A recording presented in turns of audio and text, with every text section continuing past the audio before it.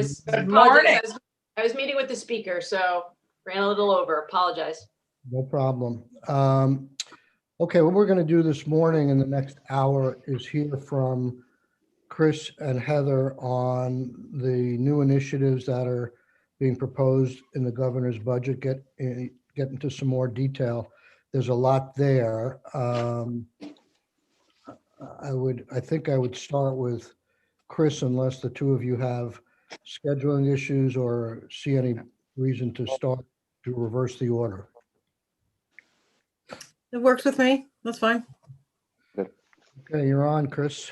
Tell us what's in the budget, specifically within your oversight. All right, within my wheelhouse, there's a lot. We're a small team. Oh, I should introduce myself. Good morning. My name is Chris Cochran. I'm the Director of Community Planning, and I work for the Department of Housing and Community Development, and that is part of the Agency of Commerce and Community Development. A little bit of the work we do is we run a lot of programs that support downtowns, and we also do major funding for the regional planning commissions, and we also support municipalities in planning, and something near and dear to this committee's heart. We've been helping them with bylaw reforms to support housing. As far as the what's in the governor's budget is huge for us. But I guess the good news is it's familiar to most of the committee members. The proposal last year to increase the base funding for the downtown and village center tax credits was supported by this committee, as well as the addition of the neighborhood development area credits. So I can go into detail into those. I don't. Senator Rahm was not. I guess I would like you to go sort of mid-range, if you could, not just skip over it, but not go too much into the weeds. One of the questions that we had already was, is the 1.75 or 1.25, 1.75, right? 1.75, yep. Is that targeted in any way to NDAs, to neighborhood development areas, or is it just a pot that can now be divided however you see fit, including neighborhood development? Yeah, it's not targeted at this point. Right now, we don't have very many NDAs. They're mostly in Chittenden County. And what we hope is the incentive will create an opportunity or an incentive for more municipalities to seek the designation and to do more to invest in housing. Just stepping back a little bit, we have the designation programs. We designate a lot of different communities, but I guess to keep it simple, the major focus of our downtown tax credits is downtowns, which are our traditional historic centers, and village centers, which are much smaller. This program was created because kind of the economics of making these commercial building rehabs, these kind of Main Street retail with housing upstairs, just didn't work. It was upside down. And so these communities were just being disinvested. We've been at it for 20 years. And you can see remarkable changes in many of our communities, especially, St. Albans is our poster child, Senator Brock. They've done amazing things to kind of turn their community around. JFO recently did a review. They do, a report every 2 years on tax credits or on all revenue spendings. And they found the program was meeting its statutory goals, was kind of doing exactly what it was supposed to do. So that was great. And I think the Senate, I don't want to speak for the committee, but I sense that many of the members were very supportive of the program. And I was very happy that JFO found the program was effective. The problem, I think that, the program works. It works great for commercial buildings. What we'd like to do is expand the geography to include neighborhoods. So this is the next ring around our community centers. What the downtown board does is designate very narrow geographies, just the commercial district. But really the health of the neighborhoods that surround our downtowns and village centers is important to the vitality of the centers. And I don't need to tell this committee that we have a huge housing problem. So any lever we can pull to improve the quality of housing is a really important and effective tool. Again, small changes to the statute, we can support more housing improvement in kind of mostly run down and derelict housing that surrounds many of our village centers. There is a lot of support in the House. There already is a House bill, House 84. This is support. Representative Kimball and Representative Marcotte are leading that.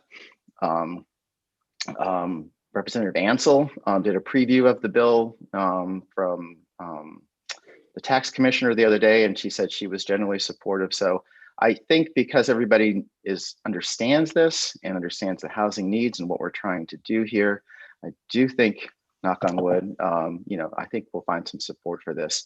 I think the question that Janet had, or Representative Ansel had, was, this is a increase in the overall cap. This is not a one-time spend. So the cap right now is at 3 million. This would take it up to 4.75 in kind of the base budget, the base revenue spending budget. Mr. Chair, Senator Ballen. this is more of a context question. We talk a lot about this derelict housing or housing that's standing empty that could be rehabbed. And I'm just wondering, we've never been able to get a registry actually finished. How do we know what really is the scale that we're talking about of apartments that are sitting empty, but for an investment of this kind? Is the question for me or for the chair? It's for you, Okay. Chris. I apologize. Okay. Yeah. It's for Sorry. you. Yeah. Yeah, I mean, it's a great question. I know there's been an ongoing conversation about the need for a rental registry. I don't have any data. I think you have to, frankly, talk to Josh to get a better understanding of what the needs are.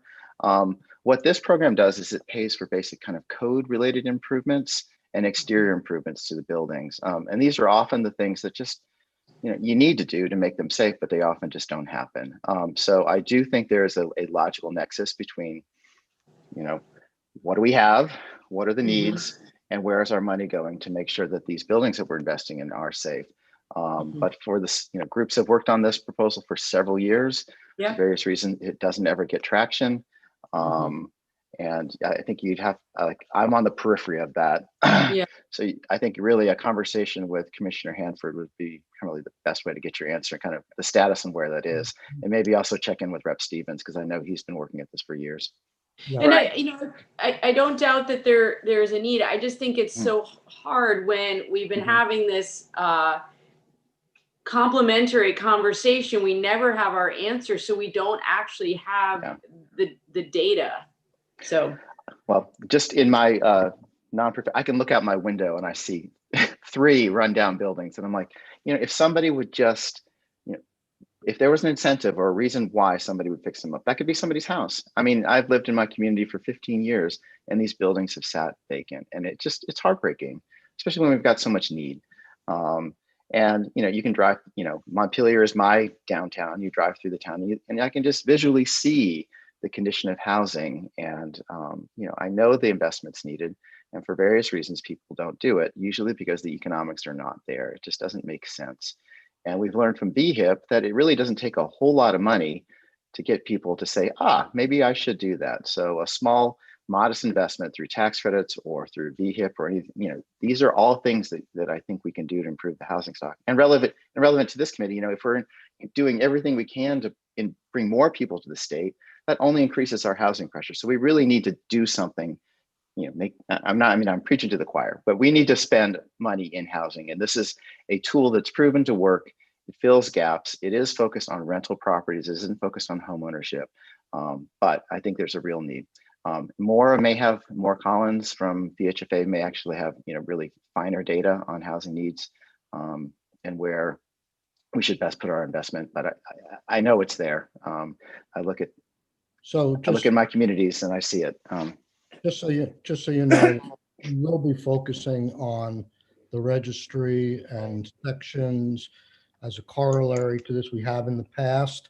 Last year, Representative Stevens and I agreed that the House would take the lead on the home inspection bill after we worked with Sarah Carpenter on that whole report. And we have a solution in terms of fire safety taking over that. So all of these things are going to come together, I hope, this year. And I think with the amount of resources, both from the governor and the federal government, we should be able to do something concrete and cross the finish line this year. Before I get to Senator Clarkson, I had one question for you, a very basic question. We use the term downtown designated area, and then you throw in words like village center and neighborhood development areas. Are there now going to be 3 designations, or just clarify that basic point? Yeah. Currently, well, I'll try to clarify. Currently, there's 5 different designations. There's downtowns, which are commercial centers. There are village centers, which are our smaller commercial centers. There are money, right? They qualify, and what we're proposing is to qualify neighborhood development areas, which are the rings, the neighborhoods around our downtowns and village centers. But other designations will qualify as well. There's a new town center designation that Burlington has. They would also qualify for this benefit because they can get a neighborhood development area designation on top. And there's also growth centers, which are much, much larger areas. They can also qualify for neighborhood development area designations and then get these benefits as well. So, at least 250 communities could potentially qualify for these larger area benefits. Right now, I think it's just about 6 or 7 neighborhood development area designations out there. But we do have a long list of communities that are interested. I know near and dear to your heart is the need to modernize local regulations to support housing, and that is baked into the designation. So, this incentive creates an opportunity to not only improve housing, but also kind of get at some of the bylaw reforms that this committee worked hard on last year. Okay, good. Senator Clarkson. So I'd love to go to the 6 or 7, just to tag on to Becca's question. And how supportive we are. This is one of the few tools we have to really invest in the improvement and vitality of our downtown village centers neighborhood. We have 6 or 7 neighborhood development areas. How, I don't know, you must have data on them now. So we know from our gut, just visually and in all sorts of other ways, the need is there. But to build on Becca's question, particularly if we're going to really advocate for increasing this program as much as we're going to be advocating for increasing it, I hope, what's the data on how it's been picked up in the NDAs, how the need has been identified, what they've accomplished, and if you could give us a picture of from that data set, because you now have that for 6 or 7 areas. Well, to be candid, there's not a lot of data. And I would say right now, the major benefit of the neighborhood development area designation is the Act 250 exemption that comes with the designation. Act 250 benefits only go to new construction. They don't do anything for existing buildings. And this is why we have a large cluster of neighborhood development areas in Chittenden County, because that's where the market is moving, and that's where an Act 250 benefit is meaningful. There are some exceptions, like Manchester has one, Brattleboro has a neighborhood development area designation.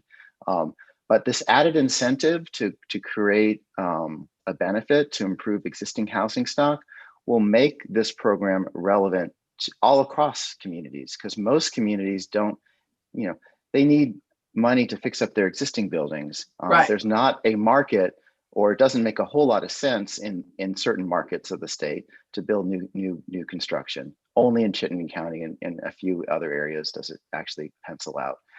So I don't have data on the existing needs. I do know it's there.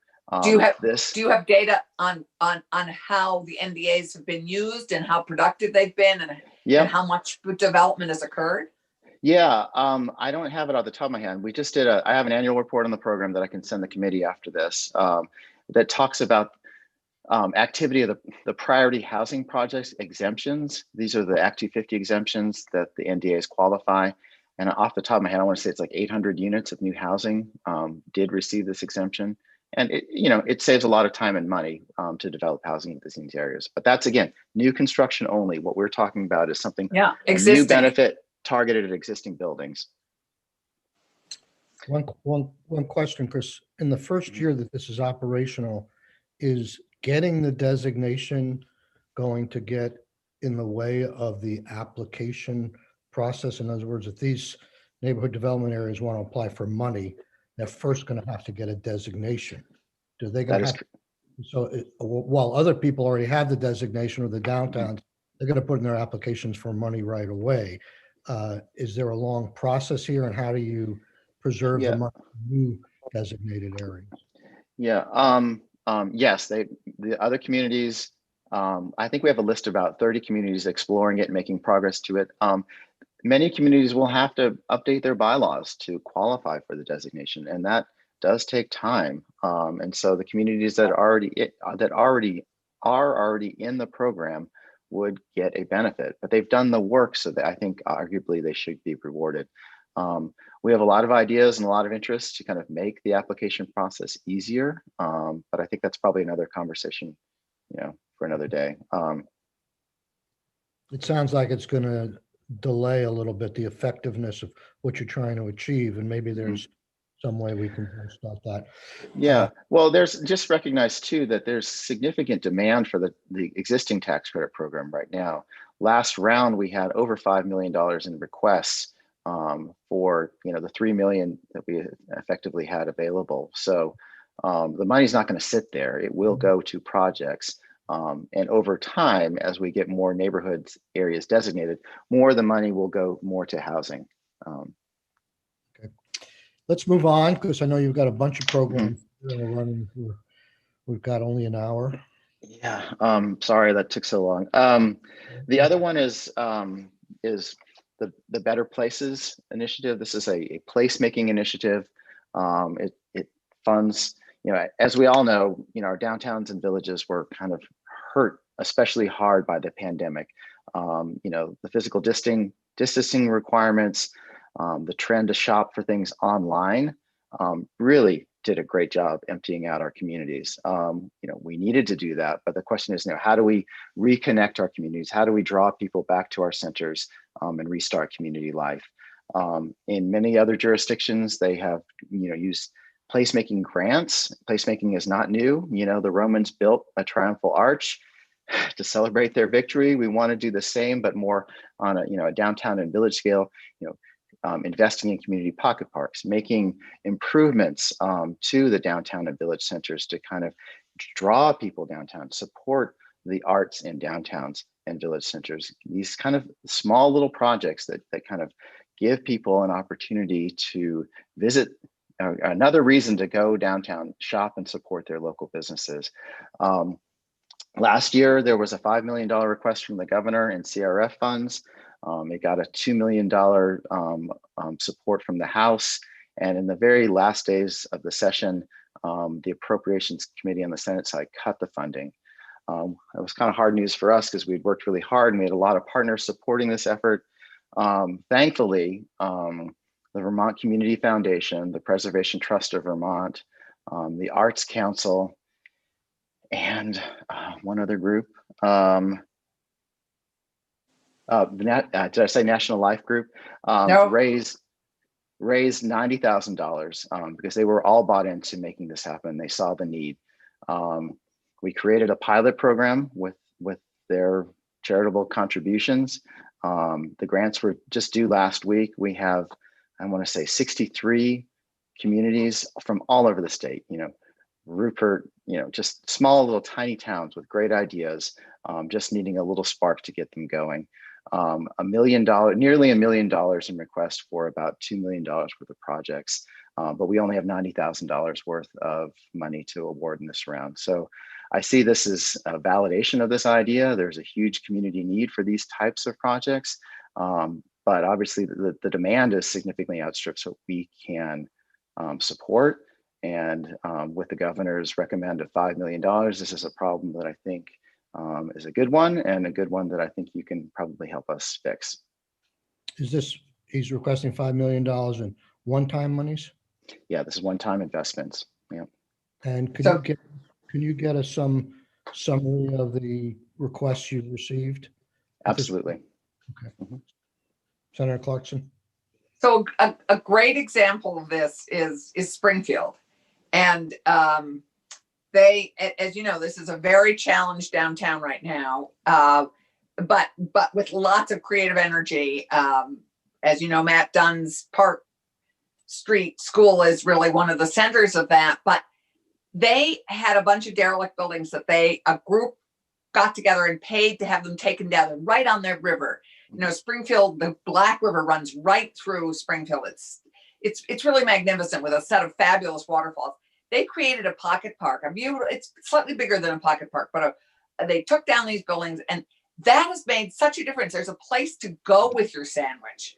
There's a place to go with your coffee, and it's really created a destination gathering spot and supports all the restaurants downtown. You could, and particularly obviously in the pandemic, it was great, and it was so busy because people would get their slice of pizza and come and sit 6 feet apart and enjoy being together.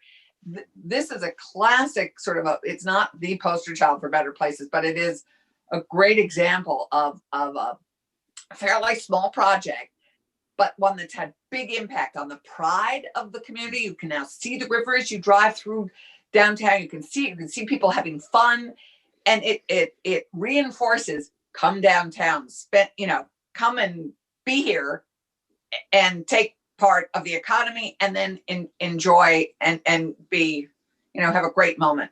So it's that kind of project that, it actually has huge benefits. So I appreciate that, Senator Clarkson. I mean, I'm supportive of those kinds of projects. Where I have some difficulty is on things like, I shouldn't say that's with you in the room, Senator Clarkson, but like things to support, like an arts festival or something like that. I knew you were going to say that. How is that a one-time expenditure?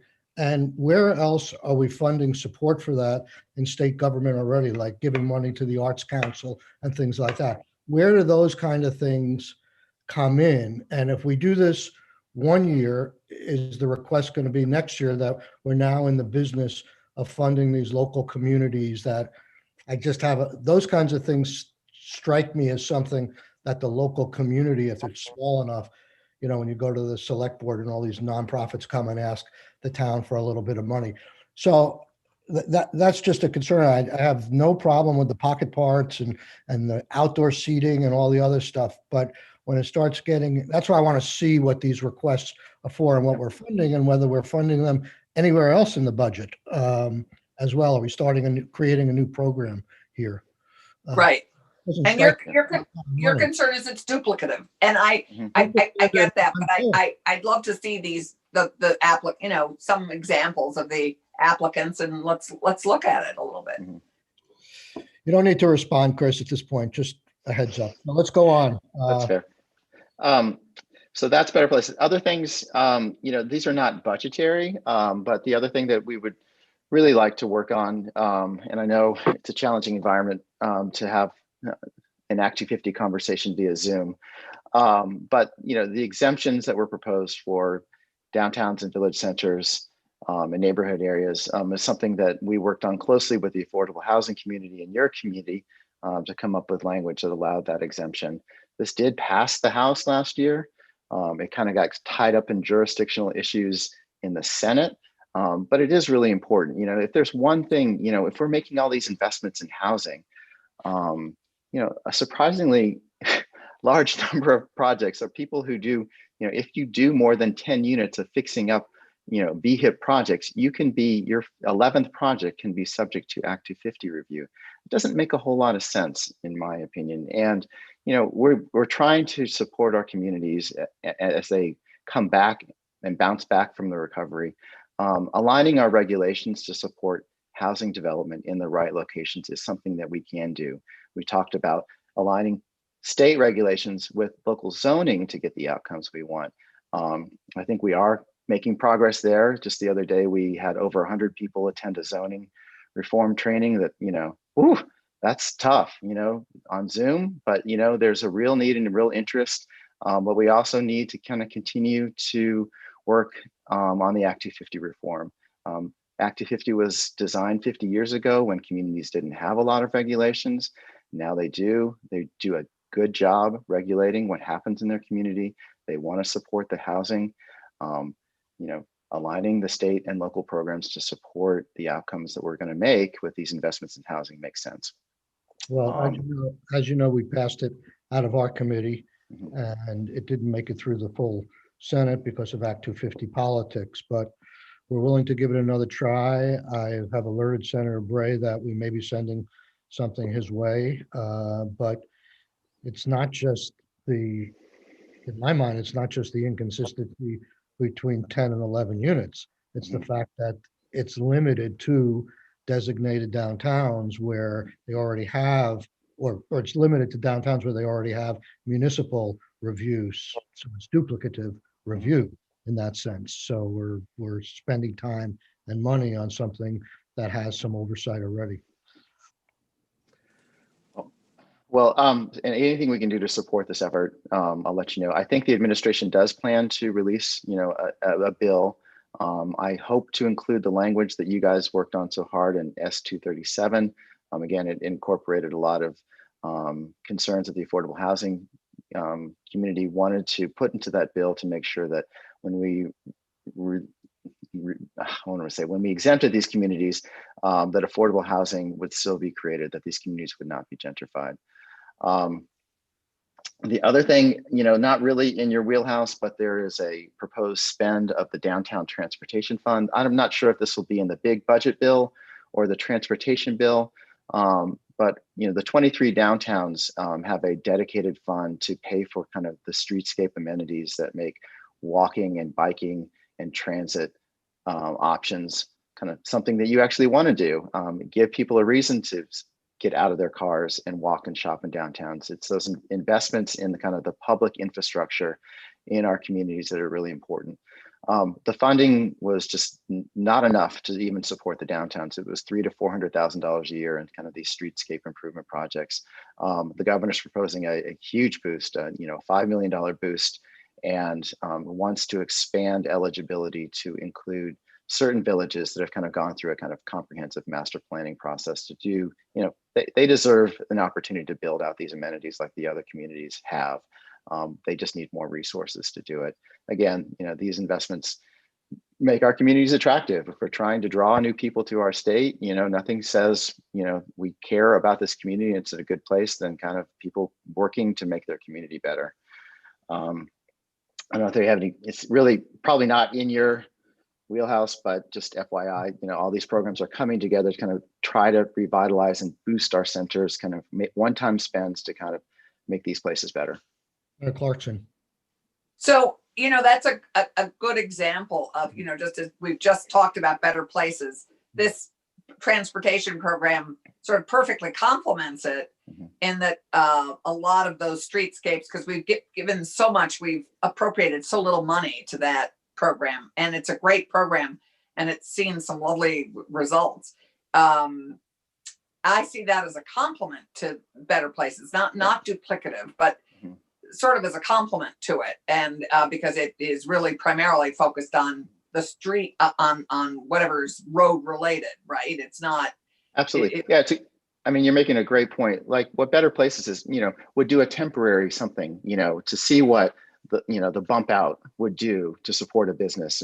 And then this other program can come in and, you know, if it works and everybody likes it, which most communities do, then you actually make the larger investment to make it permanent. Chris, you have a bunch more? Chris, want to get the last one, and this has been largely resolved, but under our jurisdiction, or in my team, did a lot of the work on Everyone Eats, and I think that's been resolved through the Budget Adjustment Act. So I think that's funding is set. What would you say? Everyone Eats? Is that what you said? Yep. Gary Holloway works. He's our downtown program coordinator. I have a question on that. I was about to put a bill in. I don't know if I'm going to do it. It was to make sure the program continues through July 1st. It's more a budgetary item, but I'd like to see it go even further than that. I mean, we know that we're going to feel the impacts of the pandemic through the calendar year I think, at this point. And I really like that program, and I want to see it funded all the way through, even if it's general fund, because I think it's such a win-win program. I'm sort of hearing what they've done either in the CARES funding bill or in the Budget Adjustment Act is it doesn't sound like there's enough money there to even go through July at this point. You say it's been resolved, but I'm not Yeah, sure. I mean, there are some still questions. I mean, it's can be funded so long as FEMA can continue to do the reimbursements on a predictable way. And there's also additional supplemental state funds. But yeah, it's right now it's slated to end. And so a continuing conversation about how it needs more money to continue, and it is not an inexpensive program to run. So just it does need a lot of resources. Could it be even expanded further at this point if we wanted to? I mean, It's not a question I can answer. It's really, there's these hubs, and I don't know what their capacity is. And as, I assume as we come out of the pandemic, the restaurants, they're going to start having more people in their stores. And I don't know what their additional capacity is to kind of sustain it as we kind of get back to a new normal posture. Yeah, I would agree with that. I've served now hundreds, almost probably thousands of Everyone Eats meals in Springfield and in Chester. I've handed them out. It is so dependent on volunteer work.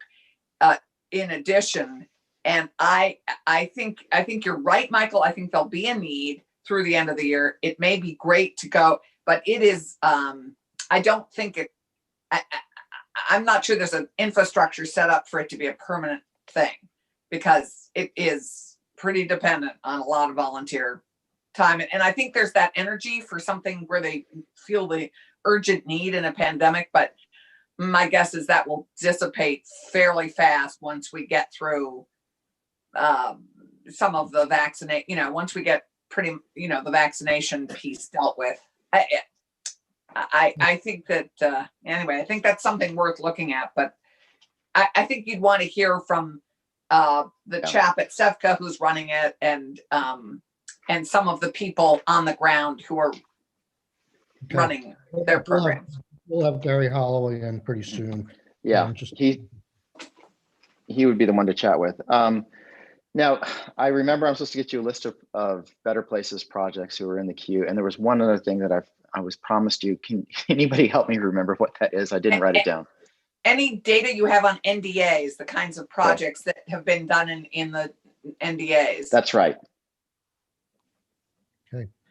Thank you, Chris, very much. Thank you so much for your support. And then, reach out to me, please, if you have any more questions. We're going to get back to the revisiting 237 probably in the next week or so. So you'll be in our community quite a bit. Okay. Fun. See you then. Thank you. Thank you. Good morning, Heather. Goodbye, Chris. Thanks. Good morning, Heather. Good morning. How are you? I'm doing just fine.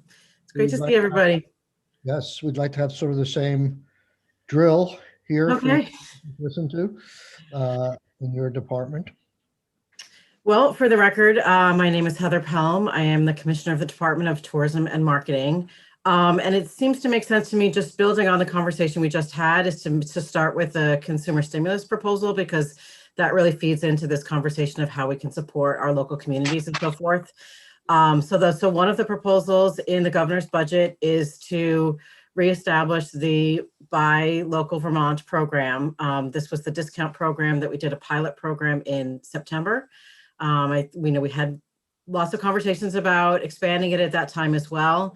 We do now have a lot more information about that pilot program, and I did provide for the committee a full report on that, which you should have. The Buy Local, and that has a lot of statistics in it. If anyone wants to follow along, I'm going to go from the page 2 summary just to kind of go over some of the high level results from that pilot program. So this was a $500,000 investment. We were able to give funds to almost 1,000 businesses, and there were discounts offered to over 15,000 Vermonters. At this point, we've seen a 45% redemption in those offers. which has also resulted in an additional 73% overspend. So that was part of the idea, was how can we get folks, spending locally, support our community, support our businesses, and how can we use this funding to leverage additional spending? So we are seeing that 73% overspend. And one of the other great statistics is that we're seeing 70% of the folks using these discounts are first-time visitors to those businesses. So in terms of, really thinking about how we can help folks think about their purchasing decisions, this program was able to achieve that. We've 66% plan to return to those businesses. So if you add up the overspend from that first visit, the sales we've already seen from folks who have gone back, and then if we use a projection that is based on, general research of folks who will go to a business 3 times in a year, then in the first year, we would see a 3-to-1 return on the investment for that program. What's the range? What's the range of businesses, the breadth of businesses that are participating? So with this pilot program, we focused on retail, restaurants, lodging, health and wellness, and entertainment. So we were really trying to focus on those businesses that had suffered the greatest disruption. We did see that the greatest redemption rate was with retail, restaurants, and entertainment. And so that's where we think it's most effective to focus an additional round of funding on those sectors that really saw people coming back in the door the most. And in the last iteration, when you were trying to spend the rest of the CARES money, the governor had proposed 10 or $20 million or even more maybe for this program? We came in with actually a proposal for 50 million, which just to be able to offer this to every Vermont household. This time around, we're thinking, okay, let's take it back a notch. Let's build on what we've learned from the first program and do something more modest. So this proposal is for $1 million to basically double what we did in the pilot program. And again, we have learned from how that program was launched and so forth. So with the doubling of the original investment, we think we could reach 30,000 Vermonters. But the way that we would do that is, instead of having a first come, first serve, we would do a specific enrollment window. So we would have a period of time when we would do outreach to all Vermonters, and that would help us. There was a lot of conversations about, how folks were able to access this program. So by having a longer enrollment window, we would be able to do more outreach to folks that, either if we need to, translate materials into other languages, or if we need to provide an opportunity to enroll over the phone or something that doesn't rely on specific technology. This would allow us to do that. We could do more outreach through the CAP agencies. Just again, a better way for us to make sure that we're reaching all folks. So I really like this program, as people know, but I know I've had several conversations with the pro tem and others. I mean, this is a perfect example about how we're trying to get money out the door so fast, and we get requests to do something, and then we learn more as we go. So now we see a $50 million request down to 1 million in hindsight of looking what's going on. So it's a challenge for the legislature to deal with such moving targets and moving amounts of money. And we shouldn't always be driven by quickness and getting the money out the door as our only factor. We learn as we go. So we take small baby steps sometimes, even though I like to be bold other times. So Senator Rahm, before I take questions, are you following the consumer stimulus idea pretty much? Yeah, I'm trying to look at some of the other reports and documents we have to follow along. You get the basic. Okay. And Michael, Becca had a question. And so did you, right? No. Oh, after Becca. Heather, I just want a clarification. Are you saying the take-up rate on redemption was 45%? Yes, that's correct. And so how does that compare to general take-up rates on cards like this? I'm just curious. It seems, I have nothing to compare that to, so that seems low to me, but I don't know, maybe that is better than usual. I'm concerned that that for us to turn around and talk to constituents about how we spent the money, a 45% take-up rate doesn't seem that high. So can you put that in some context for me? Sure. And I think there's two ways to look at that. I don't have a lot of research from, other types of programs specifically, which I can look for, but I do know that in terms of the vendor that we work with to set up this program, they thought that was a great result. So in terms of where this type of thing has been done in other communities, I can find the exact figures, but they were happy with that. The other point or the other part of this is that the way this funding is set up is that when a consumer chooses a discount, the business gets that benefit right away. So there's one way of things that 100% of the money went to businesses. So the redemption rate is really how much additional leverage spending did we get from the consumers. So it's kind of two parts of it. So 100% of the funding did benefit our communities. It went directly to those businesses. And then is there an opportunity to build on that redemption rate? And that's one of the reasons why we're thinking of focusing additional funding on those sectors where we saw the highest redemption rates in retail, restaurants, and entertainment. And just one comment, in terms of like the change in the budget, I think that the number is just as a realization that we're talking about general fund money now as opposed to CARES Act money. Senator Clarkson. Sorry, I completely don't get that. For me, 45% redeem means that of the 100% of the tickets you sold, or the consumer stimulus credit, or whatever you call it, that was sold to people, only 45% of those people actually used it. Isn't that what that means? Yes, that is what that means. So that means that 56% didn't spend money anywhere, didn't spend that. I mean, they bought the consumer thing, but that doesn't go to a specific business. I mean, because you can use the stimulus shit wherever you want, right? Whoever's participating. No, that's not actually how the program works. When a consumer signs up for the program, they choose which business. Okay, so they want to use the discount. Right. Okay, so that I'd forgotten, that they choose a specific business. If they want to buy $50 for a bookstore, it's very focused at that one retail outlet. Exactly. So that bookstore gets the full amount of that discount upfront. Got it. The idea is that then the consumer will use that. They will go in, use that discount, and buy more.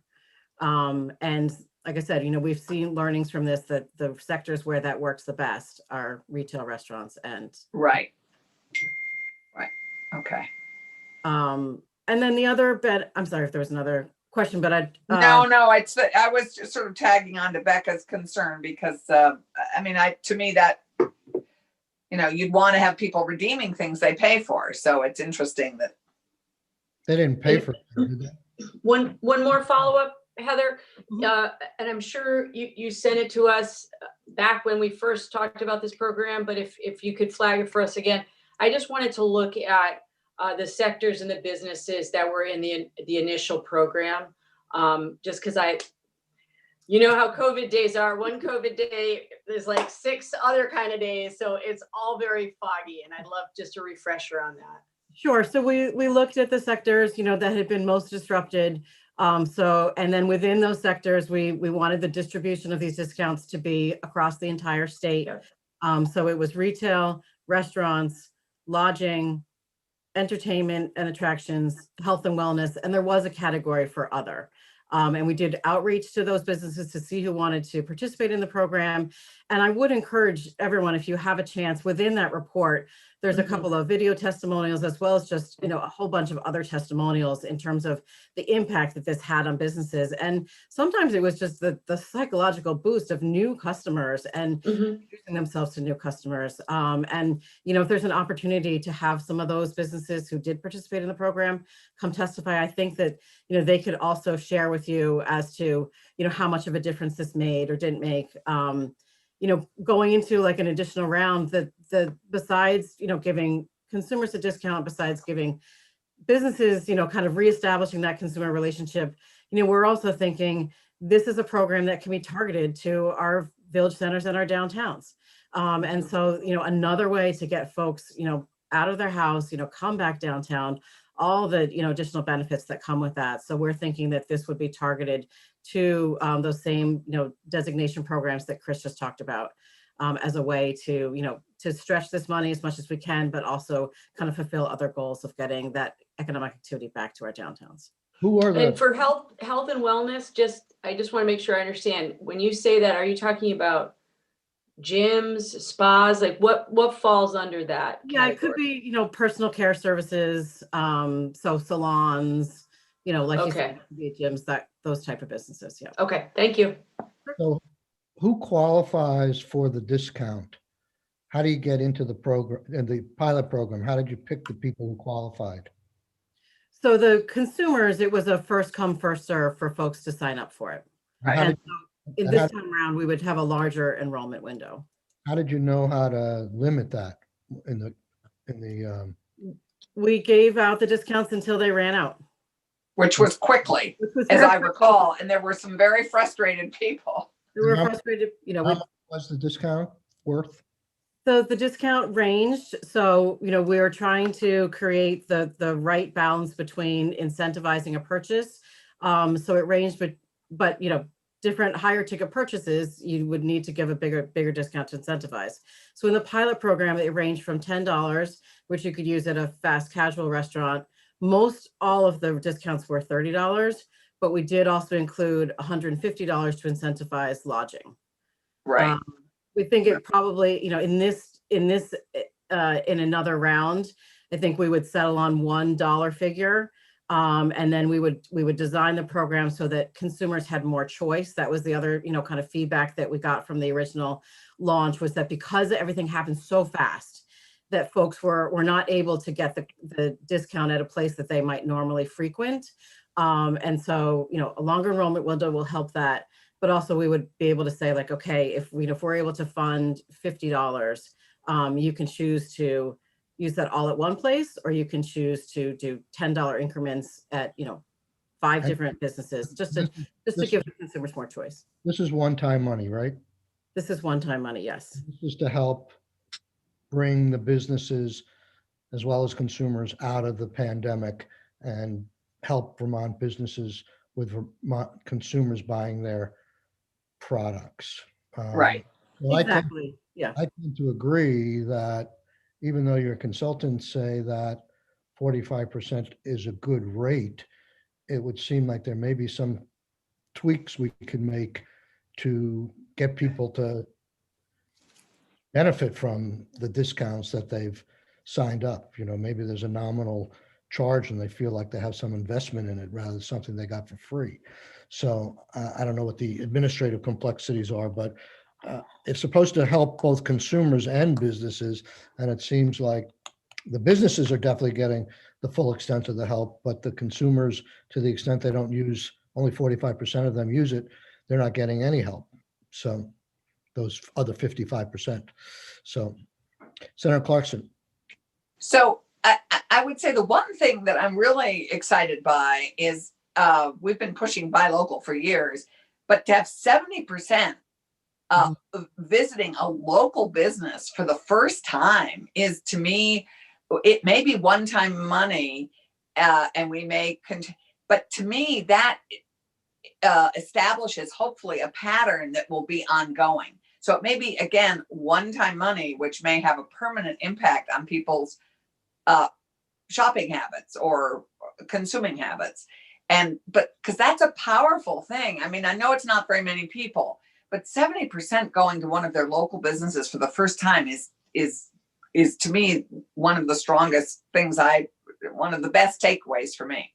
It is quite powerful. And, that's really what this is about, is kind of reestablishing those spending patterns. And, as Chris mentioned, we've seen online sales go up 25%.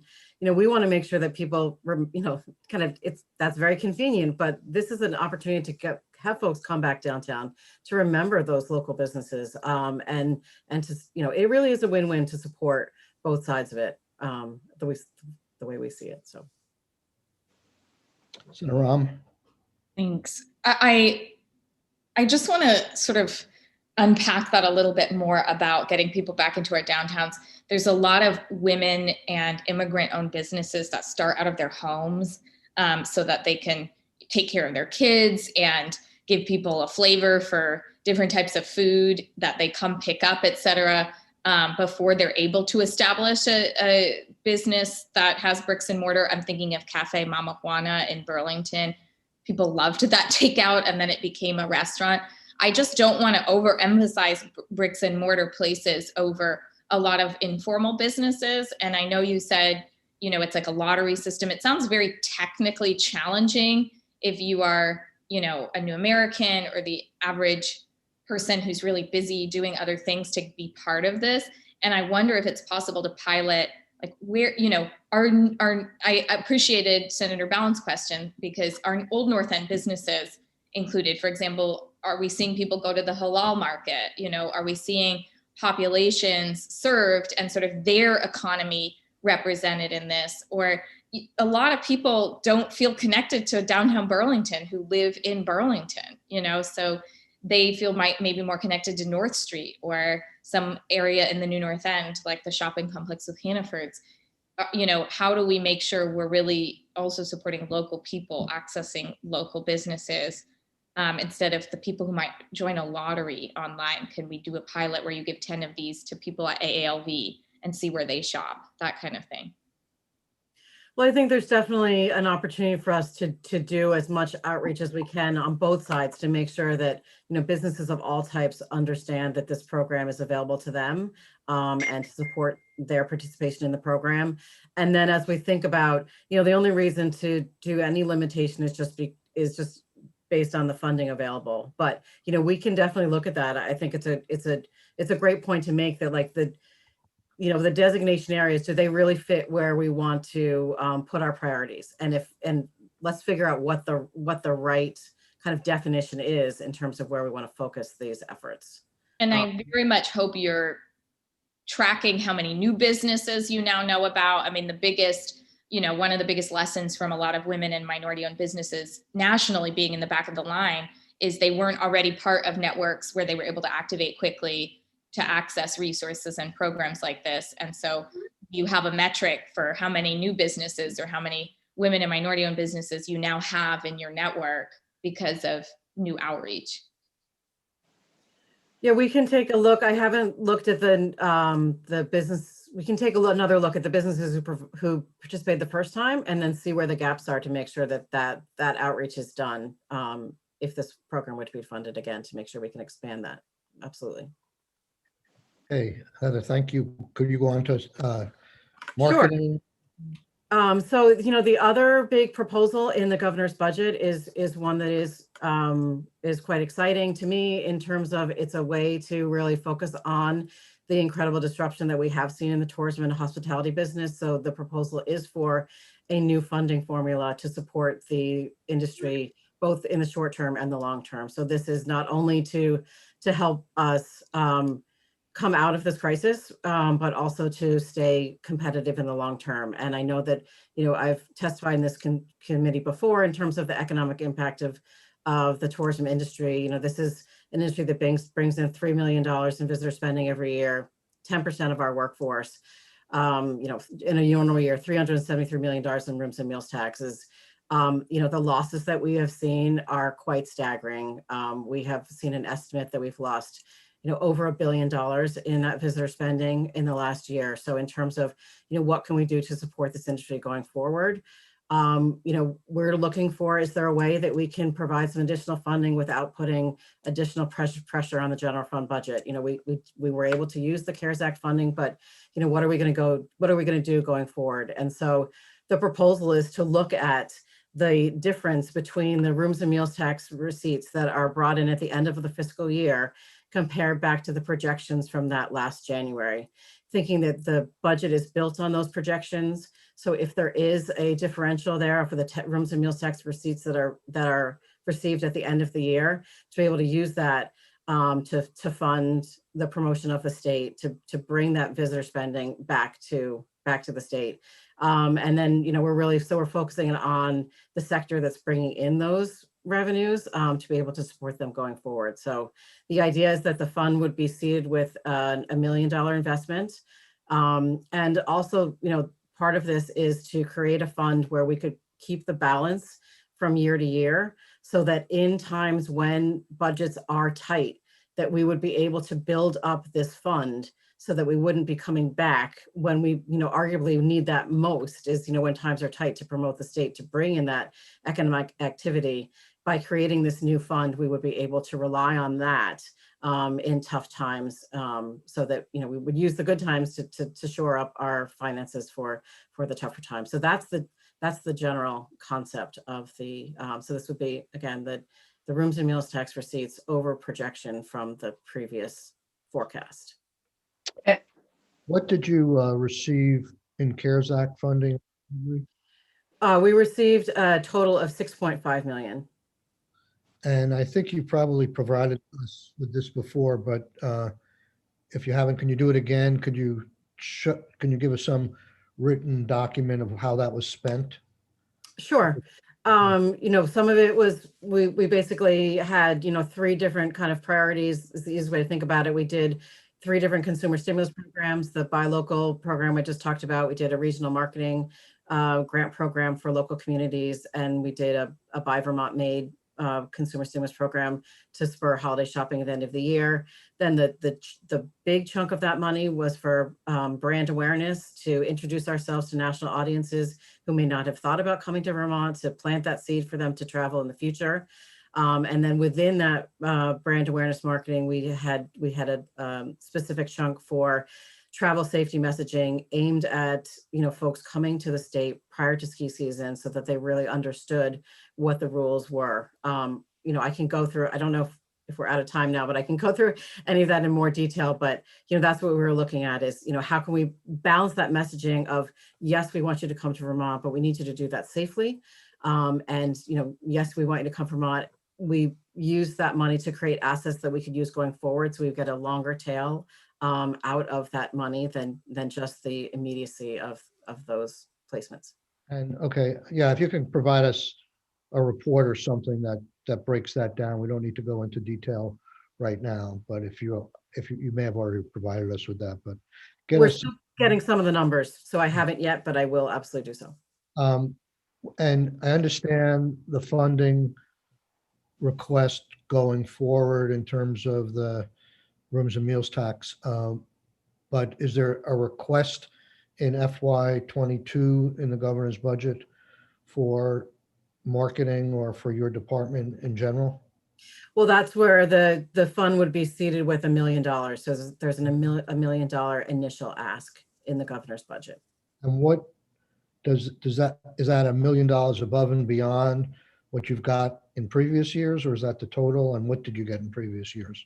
So that $1 million would be one-time appropriation to add to our budget. The idea of this fund is that this would be in addition to our normal general fund budget, which is right around $3.5 million. Okay. Senator Clarkson. So Heather, I think this is sort of an interesting idea. I mean, it's sort of a bonus. It's like a bonus for tourism. We had a projected revenue of X. We actually brought in Y, and we should benefit from the differential.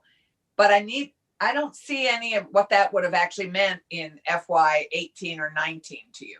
So I'd appreciate, actually, I don't see it in here, but maybe it is, and I just didn't see it because I was looking quickly. But you mentioned, in 19, it brought in 373 million. What was it projected to bring in 19? So we have run some numbers as to if we had this formula over the past 5 years, what it would have brought in.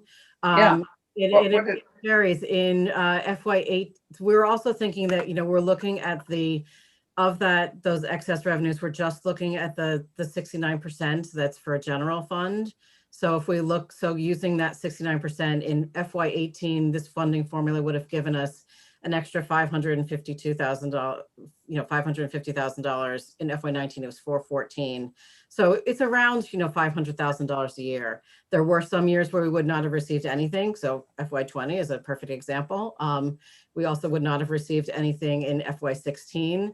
And then the high point would have been that where that differential was the greatest in the last 5 years was FY17. And that would have, there was 2.9 million in that. Wow. Yeah. Yeah. That year, the That's a difference. big range, 2.9 down to 0, well, and to Yeah. 414. Yeah, it's, there, and then there's a recognition there that, that some years are going to be better than others, but this is an idea of how do we build up so that we can remain competitive going forward. Because, we know that this is an issue, especially as, coming back out of this pandemic, we're trying to protect the market share that we already were, feeling, pressure, but, destinations are going to be competing for no visitors more than they have ever done before. And so the more that we can do to remain competitive, to invite visitors back here, that's going to be crucial for us. Yeah, that Jane Pauley piece that I sent you was great. I mean, we're going to have climate refugees and we're going to have pandemic. We already have pandemic refugees, and to a certain extent, we have climate refugees already. I mean, we have people moving in for very interesting reasons, and how we translate the visitors to residents is, of course, our ongoing interest. And so this support, this is like the seed. Yeah, there's a real opportunity for Vermont to take advantage of the positioning that we have coming out of the pandemic, that folks are looking at to Vermont, more than they have before. And it's a real opportunity for us to not only, bring back visitors for all the economic activity that they bring, but also to introduce them to the state and, to really then make the most of that potential continuum between starting as a visitor, falling in love with Vermont, hopefully moving here. Okay. Heather, do you have more for us at this point? Those are the major proposals that fit into my area of responsibility. I would also point out that there is also a proposal for an increased investment in outdoor recreation. And I hope that you'll be able to hear more details of that from either Commissioner Snyder or Commissioner Hansford sits on the VORAC board. But that's a really exciting, another opportunity for us to invest in the assets that support the tourism infrastructure, as well as, use that one-time funding to do investments that will just bring us additional return, to support those communities that support those outdoor recreation activities.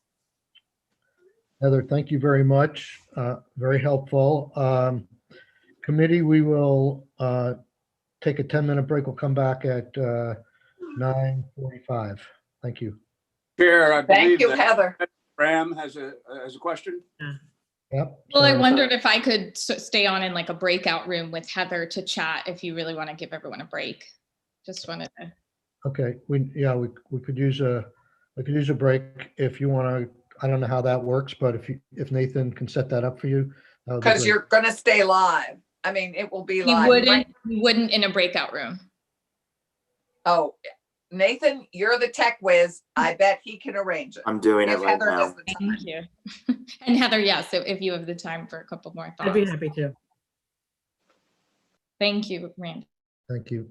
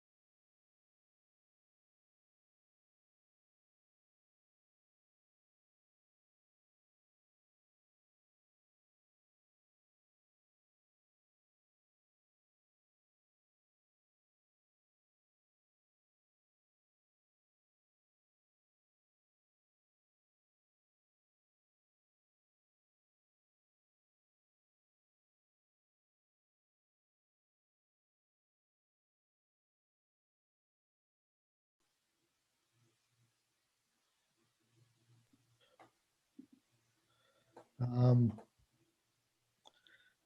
morning, Commissioner and Director. We're going to wait for one more person before we get started.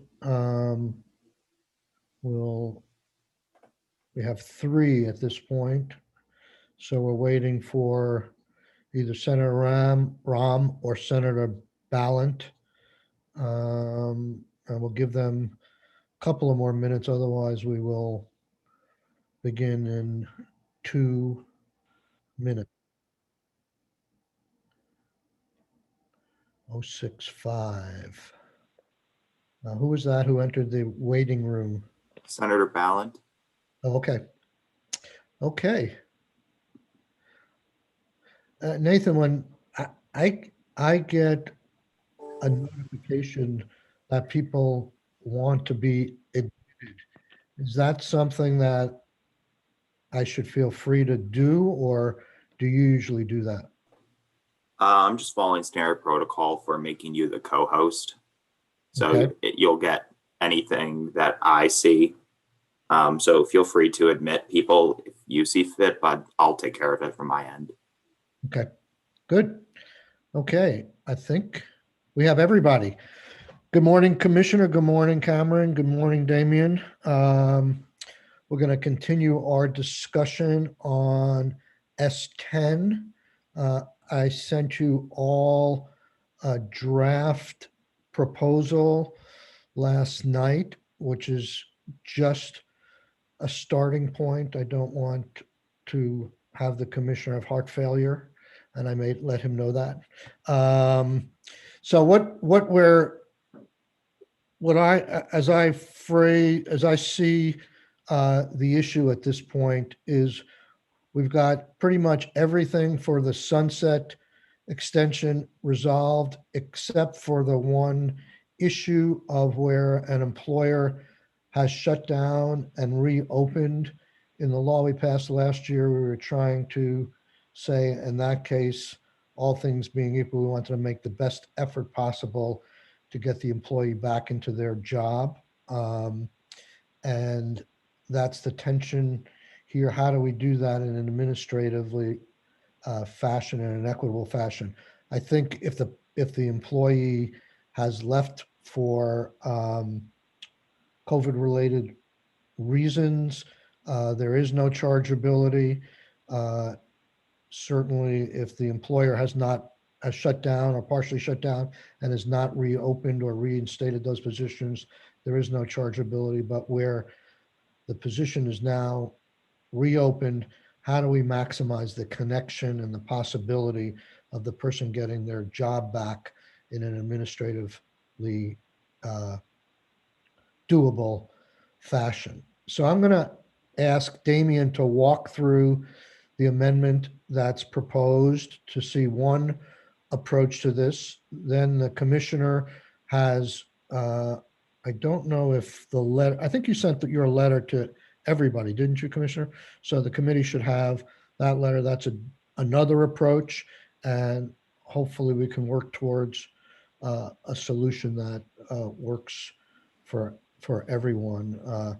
As we mentioned on Tuesday, we're going to wait and see the annual report on UI and the January numbers, which should hopefully be available to us by Tuesday, and digest those before we move forward with any vote on this. So we're not going to be making any decisions today. And we also have an hour scheduled for this tomorrow as well, where we continue our discussion if need be. So with that, I'm going to turn it over to Damien. May I just ask, neither of the letter, or at least not on today's documents and handouts, Nathan, if You're right. You're absolutely right, Senator. Good. Thank you for keeping me on target. I was asked whether to post the proposed amendment, and I said we will post it once we go live and start talking about this, so we can post that proposed amendment that we're going to walk through now. The letter, we can post that as well. great. That would be great. Okay. Thank you, Nathan. Thank you, Michael. Okay. Okay, great. Good morning. So I'm going to share my screen with everybody here. Actually, Nathan, can you? Oh, there we go. Good. Okay. And Oops. here we go. Okay, so this is the draft amendment that the chair asked me to prepare. So the first thing we're amending is 21 VSA 1325, which, if you remember, was the experience rating piece from last year's bill. So we're skipping over the good cause reasons there because we aren't changing anything related to the non-chargeability for those benefits.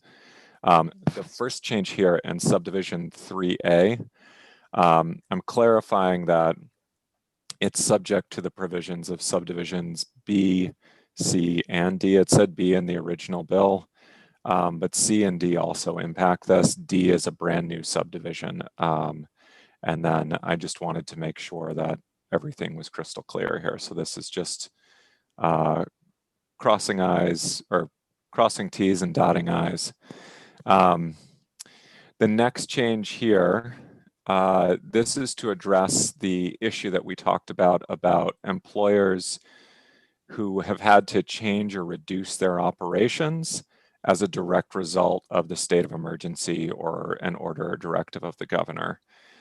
So this is your restaurants that are still operating, but have not been able to rehire a large portion of their kitchen and wait staff because they are not serving people in person.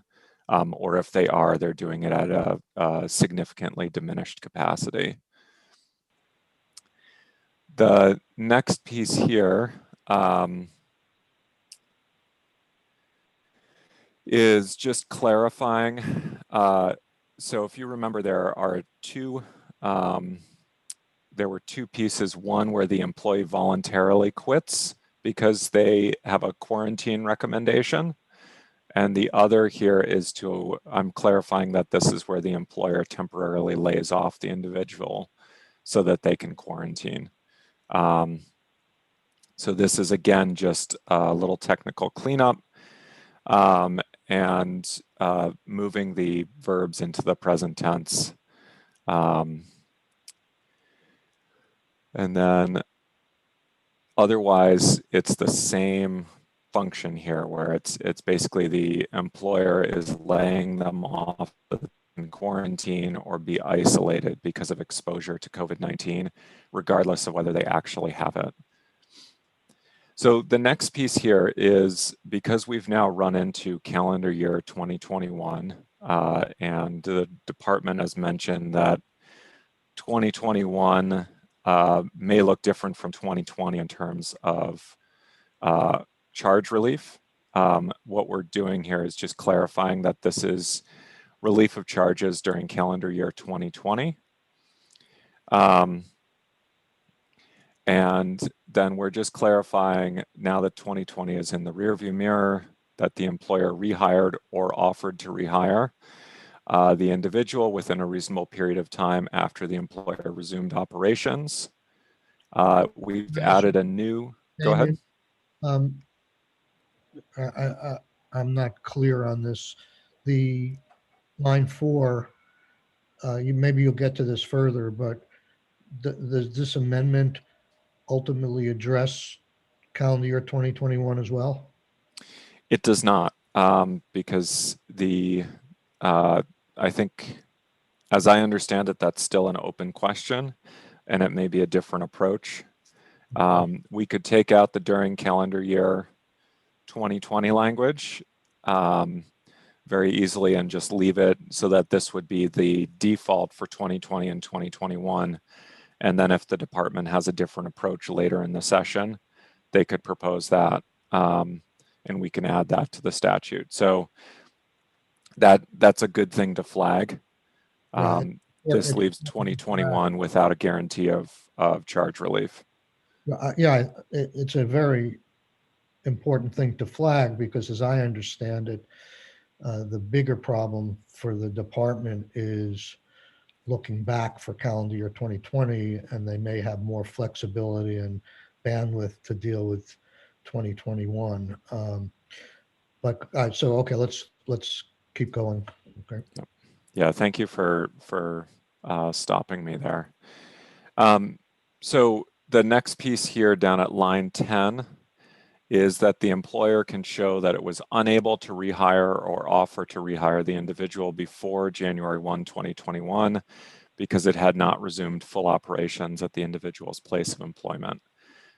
So this is basically, again, addressing the restaurant situation or perhaps a retailer where they're only doing shopping by appointment because they have a small retail space, or any number of other things where the social distancing restrictions and other safety protocols that are in place have limited the ability to bring back the full staff. So on this one here, just as we're going to have an open discussion here. So this is one, as we go forward, you'll see we're trying to give some discretion to the department to come back to us with protocols and guidelines, guardrails and stuff.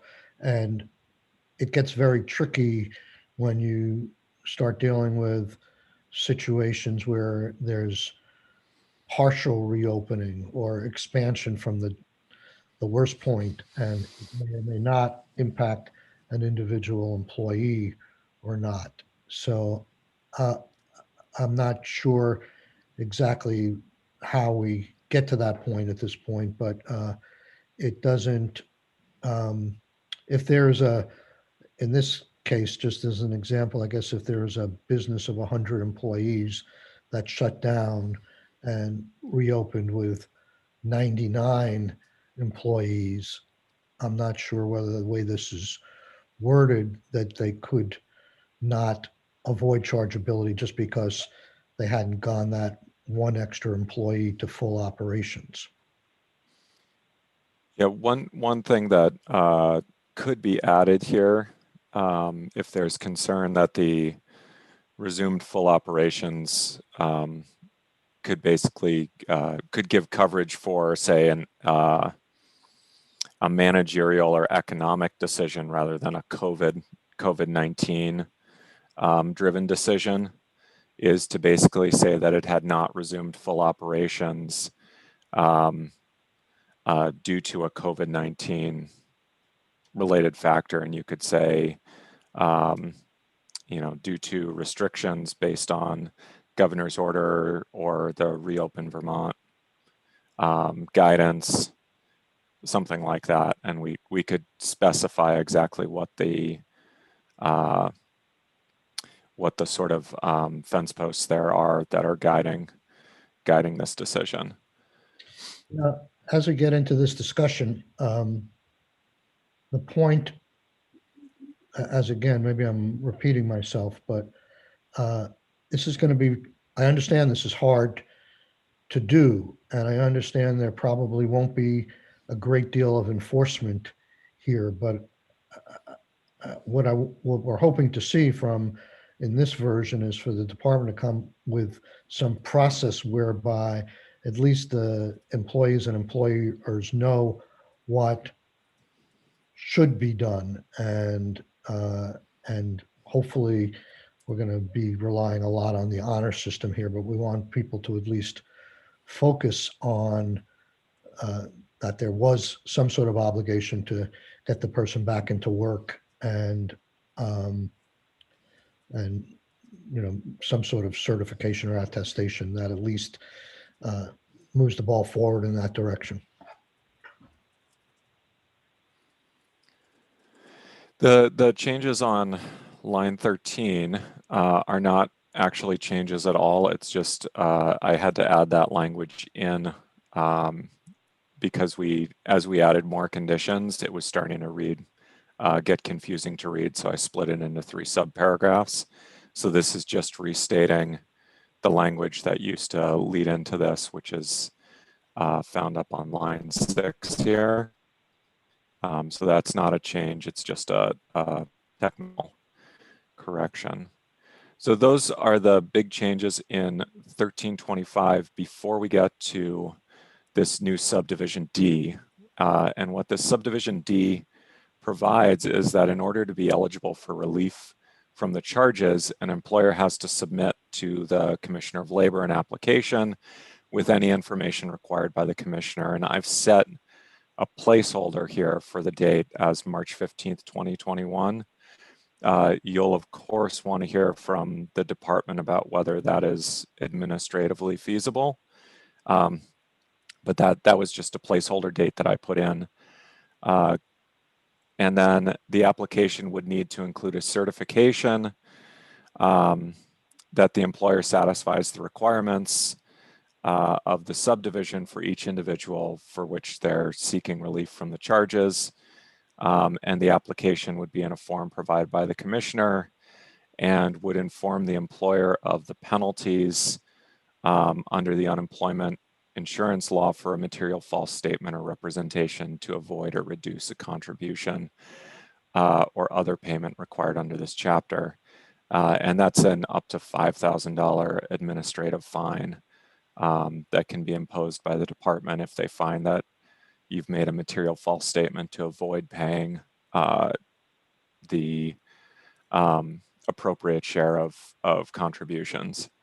So that this basically sets out the general guidelines for the application process.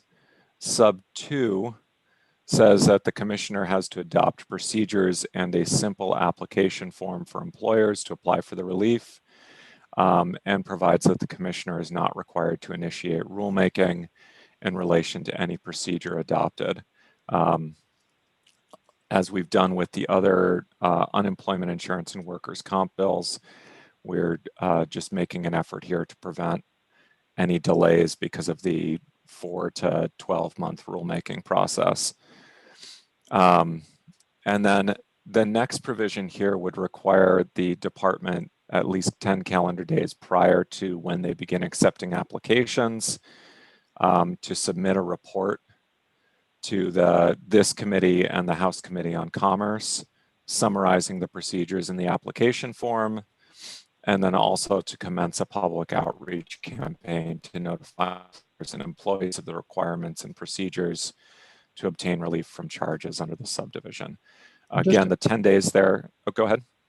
Just to be clear, so this would only apply to businesses that shut down due to a public requirement,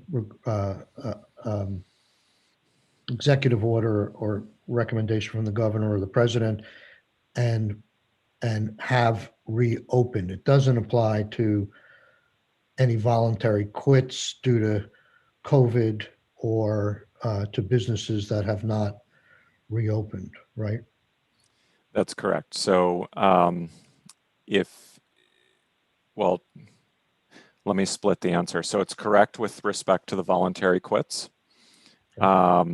Those are governed under something separate, and the employer, they're under a separate provision in this section, and the employer doesn't need to apply for relief. That's same as for any other good cause quit.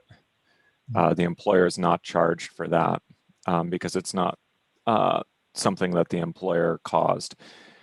With respect to the businesses that have not reopened, this does contemplate instances where someone has been unable to resume full operations because of COVID-19. So I'm trying to think, and I can't think of a specific business, but imagine, say, a bakery that has a retail operation and also does wholesale to food stores in the area. They may not have resumed their retail operation because of concerns about exposure and because of the way they're, actually there's a bakery here in town where this is the case, but they haven't resumed their retail operation because of concerns about exposure because of the way their bakery is set up and the exposure the public would have to the baking area. But they've continued selling to stores in the area who retail their products at the stores. So their retail staff may not have been rehired. And so they could apply for relief from the charges for that because the continued pandemic has made it impossible for them to safely reopen the retail space at the front of the bakery, even though they're continuing to operate as a business. Does that make sense? I think so. Yeah. So, and this would protect that employer too. It's that being able to show that the orders in the public health directives have prevented them from resuming full operations. It's that language that would protect someone like that. Okay. Are there other questions on that section? Okay, the next section, section 2, this is identical to the original bill. So it just extends the sunset to July 1, 2021. There was discussion maybe last week about how we needed to make sure that this tied to calendar quarters because of the way the UI system operates, and this would do that. So the July 1, 2021 effective date basically means that this is repealed at midnight on July 1. So up through 11:59 p.m. on June 30th, it's in effect. And then as soon as we turn to July 1, this is repealed. So for Q3 and Q4, the relief and non-charging provisions would no longer apply. I thought we talked about sunsetting it at the end of the calendar quarter subsequent to the governor lifting the declaration of emergency. So that would be, we could also do that. Yeah, I thought that's what we had agreed, that it would be. Okay. That it would be, and then it would be tied then to the end of the of the quarter that you were in. You'd still tie it to the quarter, but that it would be after the emergency order had been lifted. Okay, I misunderstood that. So that can be a change in the next version of the draft. Is section 32 and 33, is that like all the reasons for voluntary quit and everything that dealt with UI? Yep, that's this this section 21 VSA 1325. And then it basically rolls section 1325 back to what it was before the pandemic, and then 1344, which provides the disqualifications for an individual to receive UI and the exceptions to those, which are the good cause quit provisions. It rolls that back to what it was before the pandemic. So that's what 32 and 33 of Act 91 were, is they're just rolling things back to the way they were at the beginning of March last year. So before I turn it over to the department, could you, Damien, sort of in lay terms, and I've tried to do this, but I'd like to hear it from a second voice, tell us in a couple of minutes what this amendment tries to do overall? So what the amendment is doing is it's trying to do two things. The first is clarify the reasons why an employer can get relief from the UI charges based on the reality of the COVID-19 pandemic that we didn't foresee last biennium in terms of how long it's lasting and the impact on the economy and on employers' ability to fully reopen. And then the second thing it's trying to do is to address an application process for the department to process and set guideposts for an application for the department to process requests to be relieved from charges.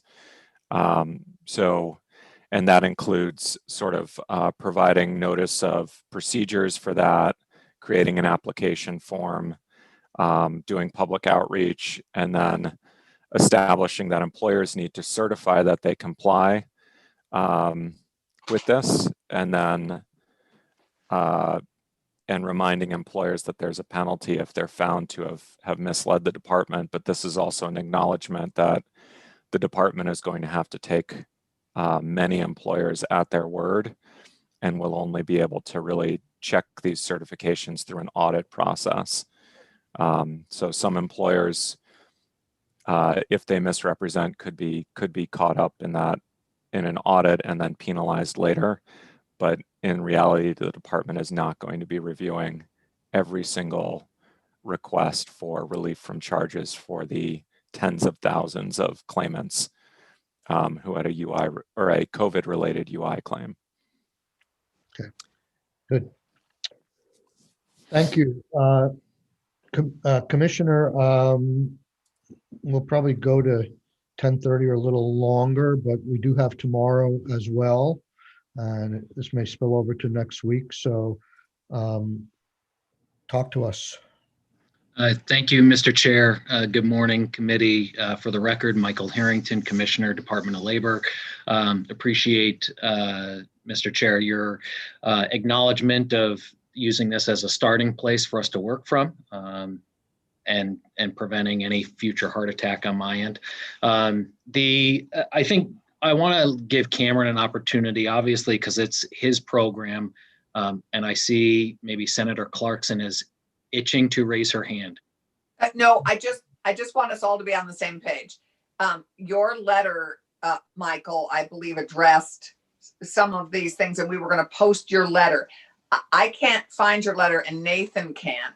And I apologize. I'm just trying to get it to Nathan. Do you know when? Fine.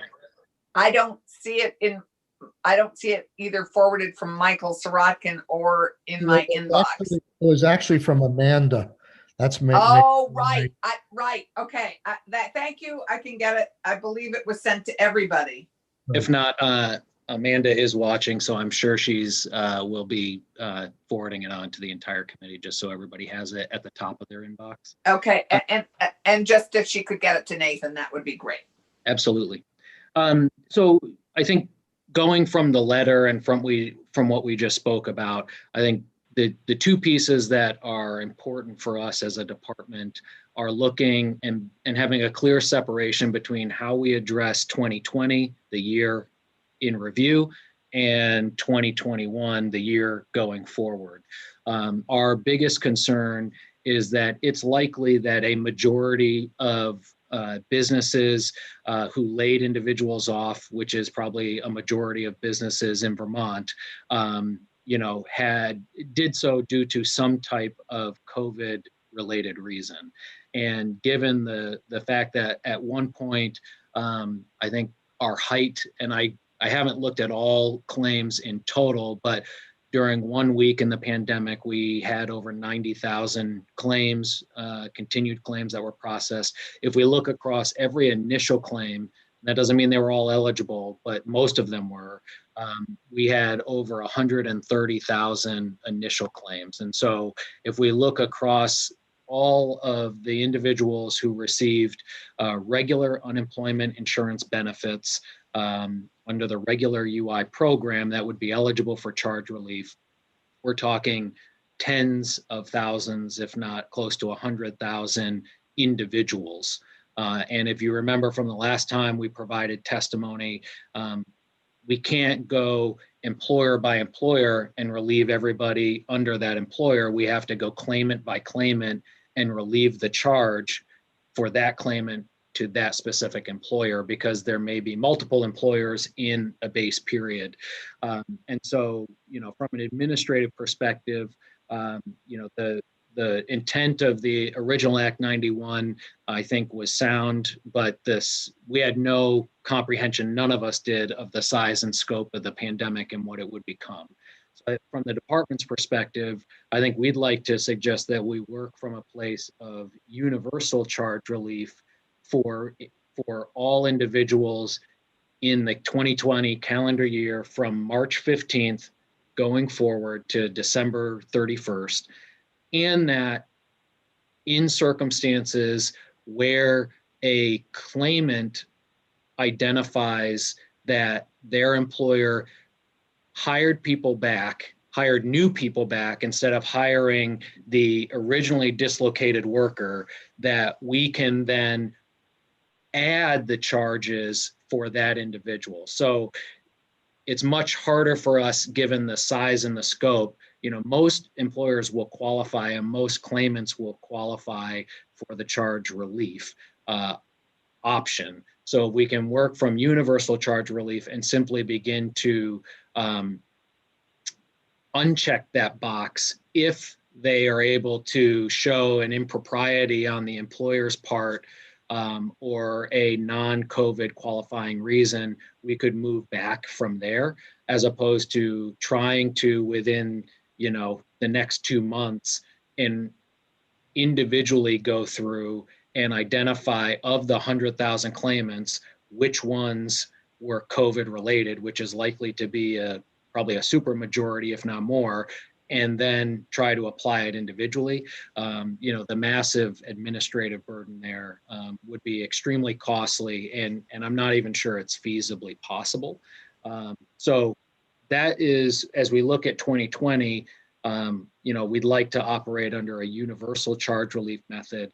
We've already just, I wanted to follow up with Senator Clarkson following our last testimony, because we have two things. One, we've started putting together a draft application for the new charge relief in 2021, but we also are on track to be notifying both employers and claimants of their rights and responsibilities of rehire under Act 91. So we're already moving in that direction.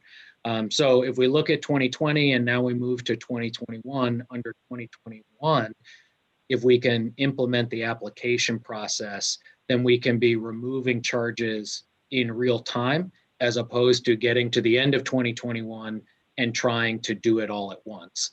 And so that, I think, is why it's important to have the application in place sooner rather than later for 2021, and then be building that into our business process throughout the year, as opposed to trying to get to the end of 2021 and then do the administration all at once.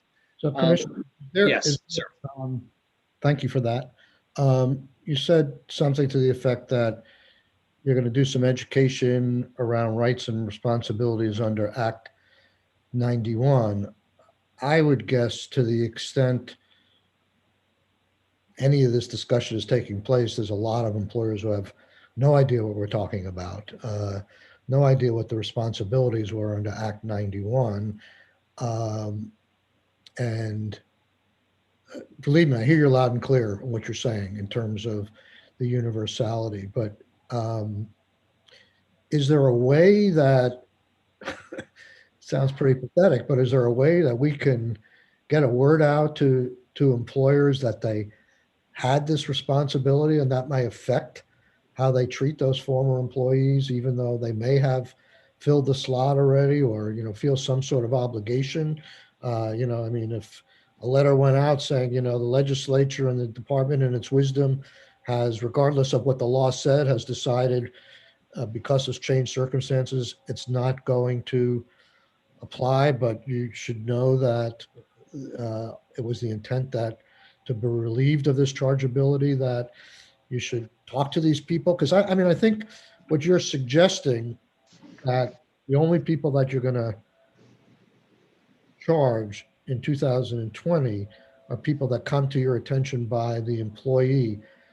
I don't see a lot of employees having an interest in going after the chargeability of the employer as a recourse here. I think the only thing I would say to that is, if I was an employee and am still on unemployment, or was on unemployment for a longer period of time, because my employer decided to hire a new employee as opposed to rehiring me, then I might be interested in reporting that employer for not fulfilling their obligation and bringing me back to my position and my job. So I'm thinking more about the the claimants who are still filing, who never got their job back, and their employer that hired someone new in their place. Again, I think that, I don't know about others, and I guess I shouldn't make assumptions, but my hope, I guess, and believing the best in people is that when employers had the opportunity to rehire people, they rehired the employees that they originally laid off. And so I would hope that the population of claimants who got overlooked by their employer is relatively small. And so that's where I'm more thinking, if we start from a place of universal relief, and there are two reporting obligations regardless. One is even under this, we would have to provide the claimant with the opportunity to tell us if they didn't get their job back.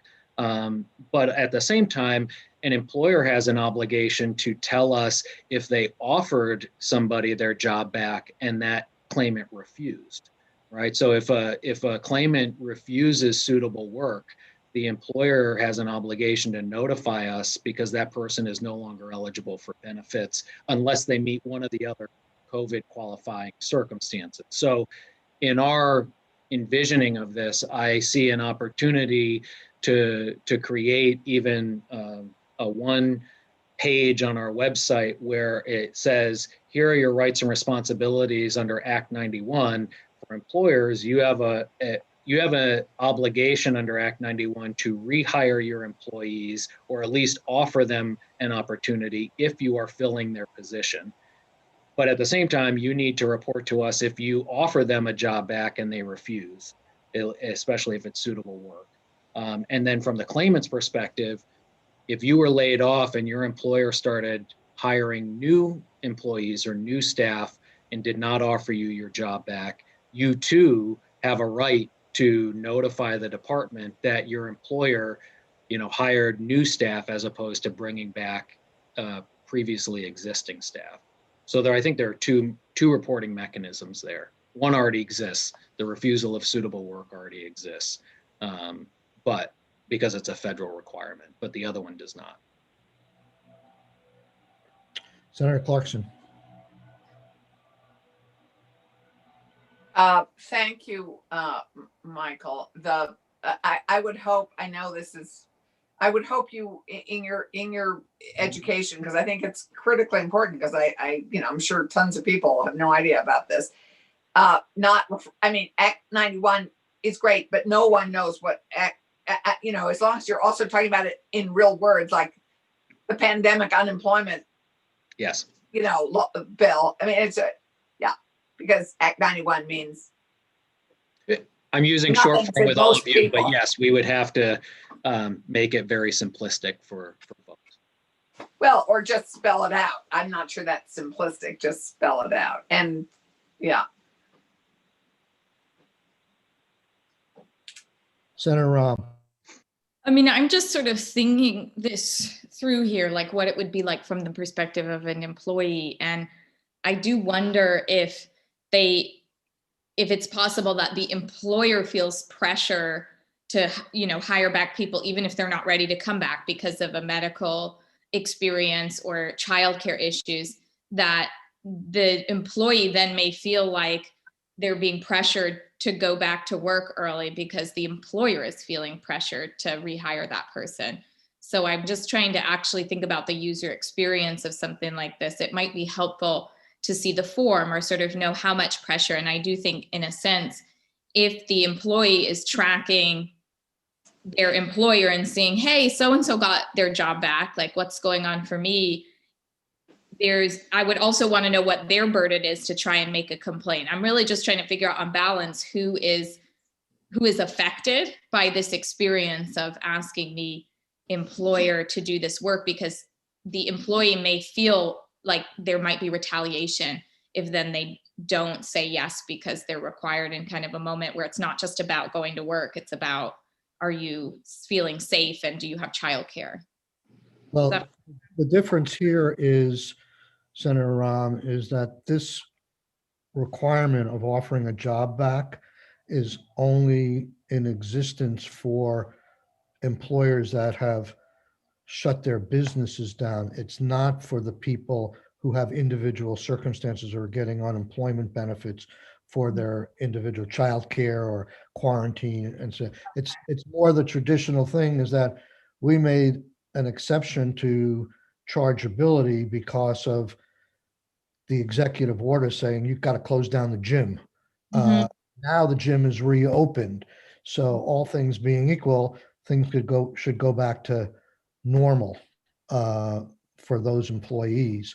But if the employer in that case decides that they want to start with a whole new staff or that a new job, that's the question. And it's not really, I mean, it does impact the health of the fund to some extent, because if it becomes more of a traditional economic cycle of people laying people off, and they're laying people off because the employer wants to lay off and put somebody else in there. And the assumption is that the employee is ready and able to go back to work, and they can't draw benefits under those circumstances.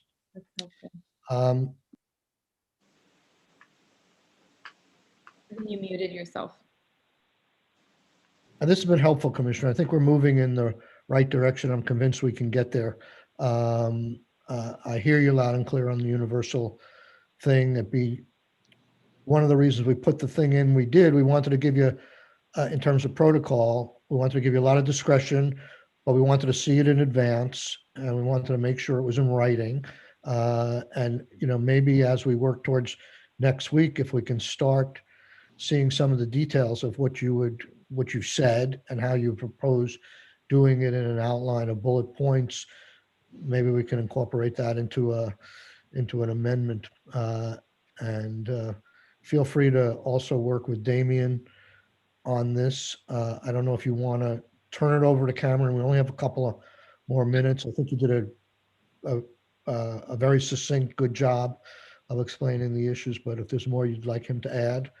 I would just like to offer him the opportunity. Cameron, if you have anything you'd like to add, feel free. I don't think so, Commissioner. I think you kind of did a good job of explaining our position. I mean, my biggest concerns are administrative at this point. I think we're all trying to get to the same goal, which is great. My big concerns, like I just said, administratively, the time frame we have. I think we all wish we knew March a year ago what we know now. So just as we move forward, again, unfortunately, as we've testified, these things have to be done on the individual claim level. And I'm imagining that when we get there, if we do go by an application process, I'm just thinking in my head how we come up with the bodies to do that, and where do they come from? What work is not getting done or potentially not able to get done to do that. So, and I'm just saying this to be transparent with the committee. I mean, we get into this all the time with USDOL over the past few months. We can do X, but that means Y is not going to happen. Just because from a resource standpoint at this point. When you do chargeability in a normal environment, when do you try and make that? Well, you said there's a presumption that any benefits that are paid out are chargeable, but when is it determined that they would not be chargeable? When do you do that investigation or collection of data usually? Usually it will happen at the adjudications level, Mr. Chair. So, again, the presumption is charge. We charge everyone who's in the base period. And so if it's the happy path claimant, if you will, if they come through and they say that they were laid off because of a lack of work, and the employer sends in a separation information form, affirming that it was a lack of work, we don't have to adjudicate that claim or that separation. And so, the system will just charge as it should.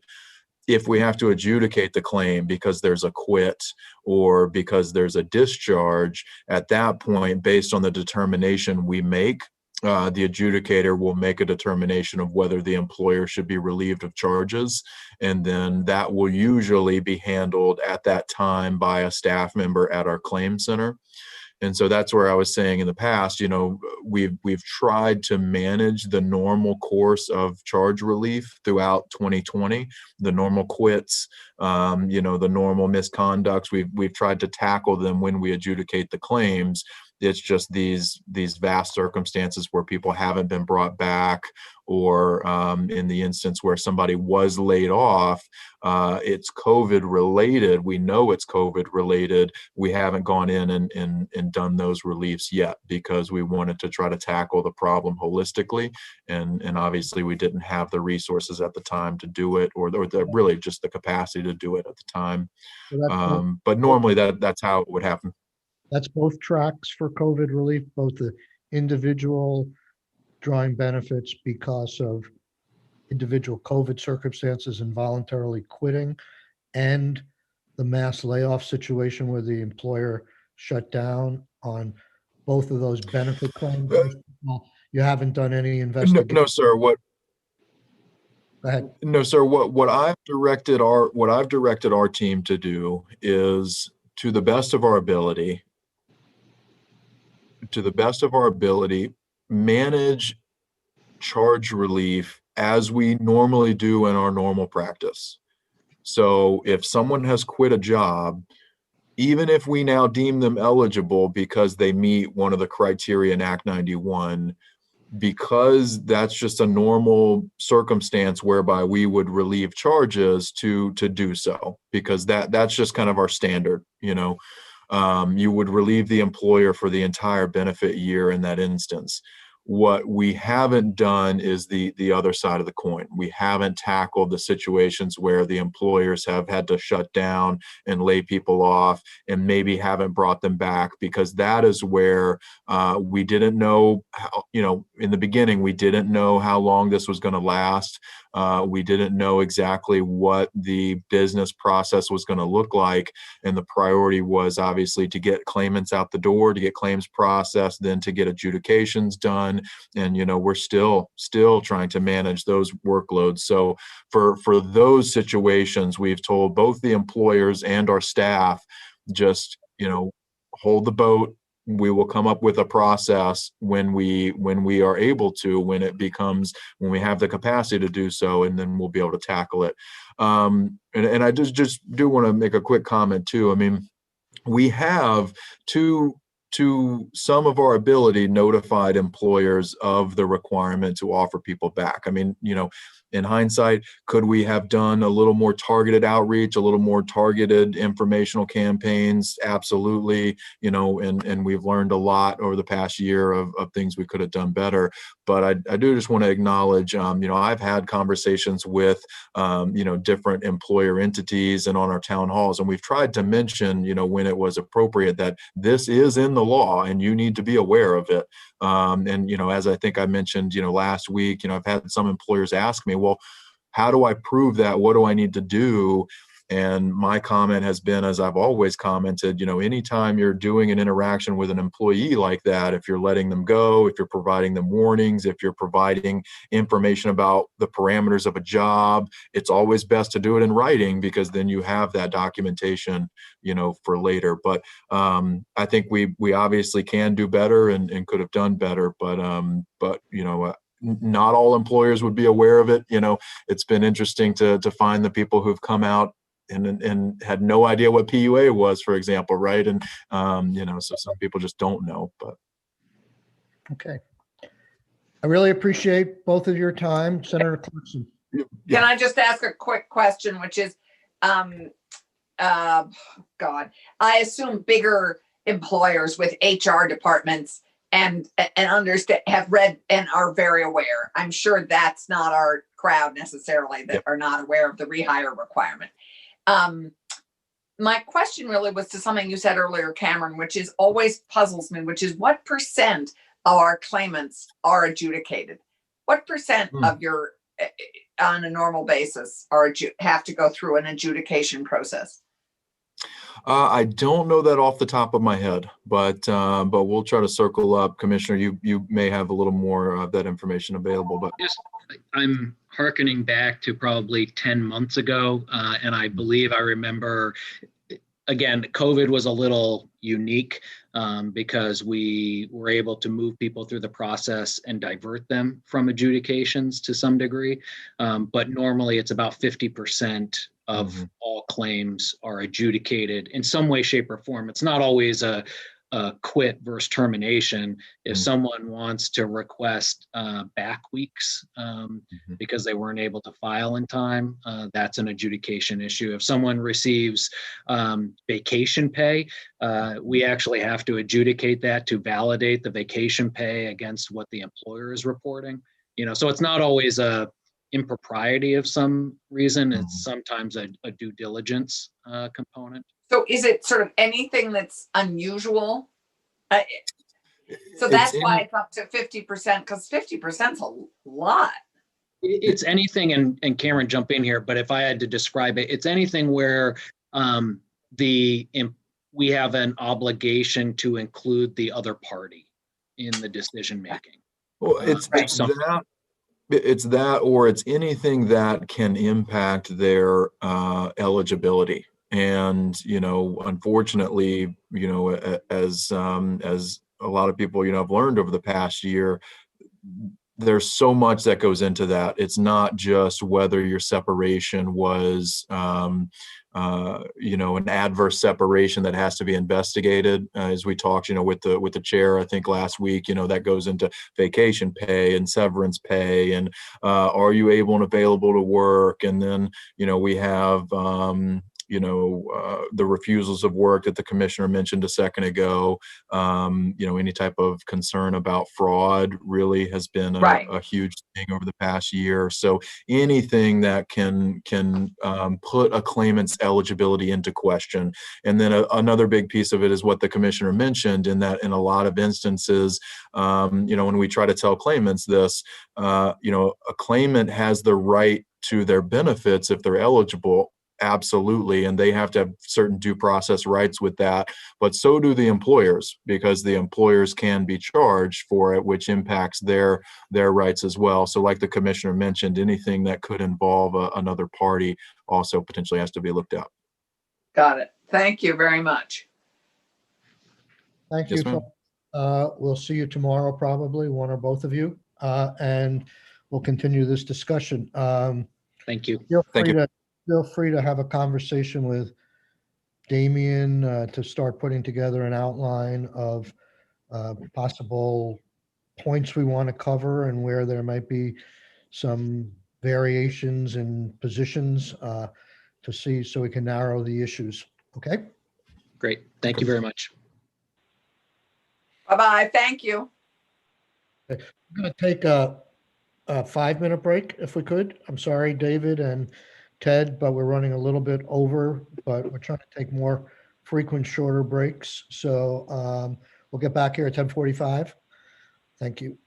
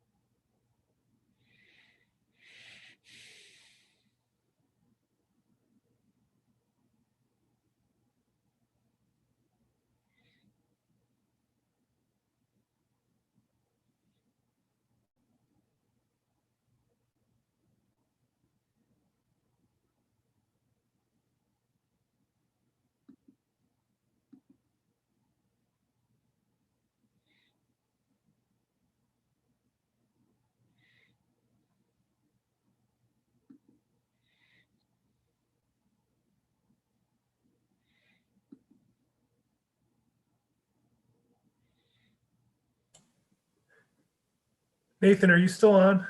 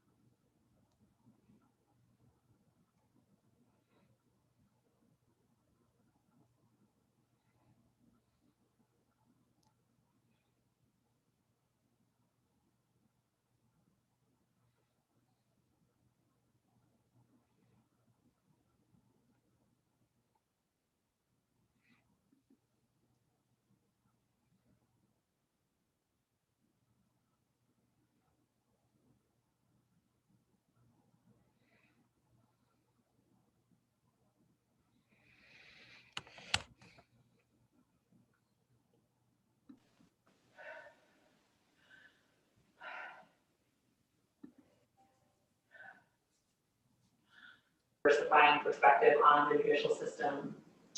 See if she's willing to do it. And can you just like, you're just overseeing the rules for the judiciary? Yeah, so they are rules.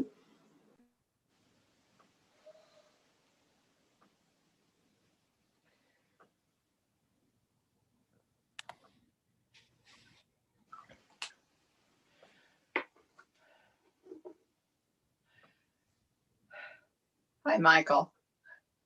I'm here. I'm with you. Okay. 1, 2, everybody's here. Senator Brock, there he is. Okay, we're all here. Welcome back. Another brief morning. Senate Economic Development. Okay, let's get started. Welcome, Ted. Welcome, David. David, long time no see. How are you? Can we see your face? Hi. Not working. Hi, good morning. Good to see you. Well, So I assume that no Joan this morning? I think we're going to have a Jones sighting as well. Oh, is that right? Okay. Thought so, but if not, I Okay. got her back, but I think you'll see her.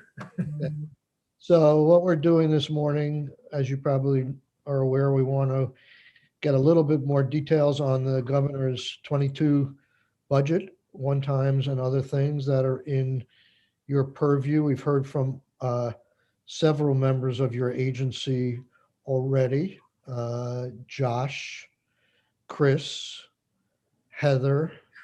We're going to be hearing from Megan tomorrow. But you have some big things in there. It's exciting times. I want to acknowledge the agency's work as well. Please pass this on to the secretary as well. I mean, you stood up some amazing things this summer with a very small agency. Do you always say you're the smallest agency in state government? Or I've said that a few times. You have almost the most money at this point, right? So why don't you launch right in as to where you see the priorities for us to hear about. It won't be certainly the last time we're going to be going through all these individual programs much more closely in the days ahead. Excellent. I hate to ask this to start, but Nathan, one of our pieces of testimony doesn't look like it made it to you, which was our overarching infographic about the budget. Is that I just posted it. Is that something you could share, or at least I can just direct people to it? Which would you prefer, Mr. Chairman? I like to do both. If it can be put on the screen, that would be great. And people frequently, I like to pull it up also because the person who controls the cursor is not following my mind. So I want to see ahead or behind. So yeah. So and also it's just bigger. Yes. So it's just a single page. It's entitled ACCD Fiscal Year 22 Economic and Community Development Priorities. It is an infographic about the governor's community and economic development proposals included in the 22 budget. That we don't have yet up. At least I don't see it up. So I see economic and community development priorities. I see building economic resiliency and business attraction investment. I just posted it. It might take a few seconds for the system to update. Thank you, Nathan. Great. But I currently have it up on the screen too for you. Oh boy. Yeah. So the problem with having a lot is that the font has to be real small. I know. But let me start with, I believe this to be the largest single community and economic development proposal that a governor's proposed to you folks. Certainly in recent memory, I know in my memory, some of you may have seen something different, but this is the biggest general fund suggested community and economic development proposal I've seen. It's a total of more than $113 million and a total of more than a dozen different programs that we're focusing this funding in. Very few new programs. A lot of these are things you already know and that hopefully you agree with us are effective. And we did that intentionally because we're trying to work with you as we talked about during the last appearance. I want to start though by acknowledging this is not everything in the budget that is community and economic development oriented. There's stuff in the capital bill that's not here. There's stuff that is not general fund that is not here. And then there are a few things that are community and economic development, but they're just not close enough to what our agency does to be incorporated here. Things like the weatherizations proposal that you have that you have also.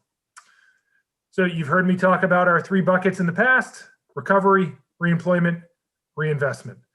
That's the, really in that order, those are the things we're trying to get done. The first line on the top of this puzzle is recovery. It's got 4 items. I don't think we need to cover the economic recovery grants today, but that's $10 million. I can candidly say that we need the Senate's help here. And we would love to have time to bring in a couple of businesses to talk about why this program's needed, why the new businesses fell through the cracks, and why we need some changes to statute in order to allow us to use money and why we need some money. So that's the ask of you today. Maybe we can find some time. Budget adjustment is the ideal place for it to happen because some of these businesses won't last till June and they're not eligible for PPP and such. And this is all of this is all general fund, right? All of this is general fund, Yes. everything on this document. Okay. The second one is everyone eats. We've covered that. You folks have already moved legislation. Thank you. And that is buzzing along as we need it to. The third one you heard from Heather this morning, so I don't think I need to cover that, which is the tourism. We're going to have Gary in next week. I think at least I'm interested in making sure that program goes beyond July. I don't know if that money is just to go to July or not even to July, but I think there's going to be a need for that beyond July 1st. So that's for, I don't want to dwell too much on that, but that's in budget adjustment for this year. That's not for FY22. So you envision with this request that program will end in fiscal year 21.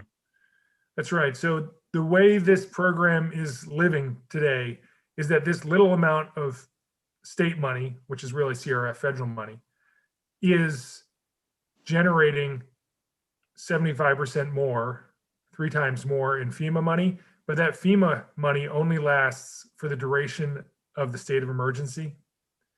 So if the state of emergency ends in May, we'd have to end the program in May. If the program ends in June, we'd have to end it there. So we haven't projected what happens after June. So after June, I don't think we could count on the FEMA money. So it would take new general fund dollars, I think. Was that discussed at all in your, if you're at liberty to say, as to whether what would happen if the state of emergency continues? Well, you'd get the FEMA money, but you still have to match it with state dollars for beyond July, right? Yeah, we did talk about it. There is enough money to take us beyond June if we could keep being reimbursed by FEMA. Okay. Okay. I will talk to Gary some more next week. I'm sorry, go ahead. So then you heard from Heather this morning, right, about the tourism and marketing funding. So I don't think I need to cover that again. Did you hear from Heather or Gary this morning about the consumer stimulus program? Yes. Yeah. Good. So you don't need to cover that. So that's our recovery. Those are the needs that we're tackling immediately. Reemployment. I know you were just talking to our friends at Labor about the unemployment insurance tax relief, so we don't need to cover that. Well, You'll also want to talk. We actually haven't talked about that yet. We were talking about last year's law. We'll get to that, but you don't have to get into that. We'll talk to them about that. Okay. And the other thing that Commissioner Harrington and his workforce team are going to want to talk about is the Vermont Jobs Campaign, that $500,000, which you folks have made investments very similar to that in the past.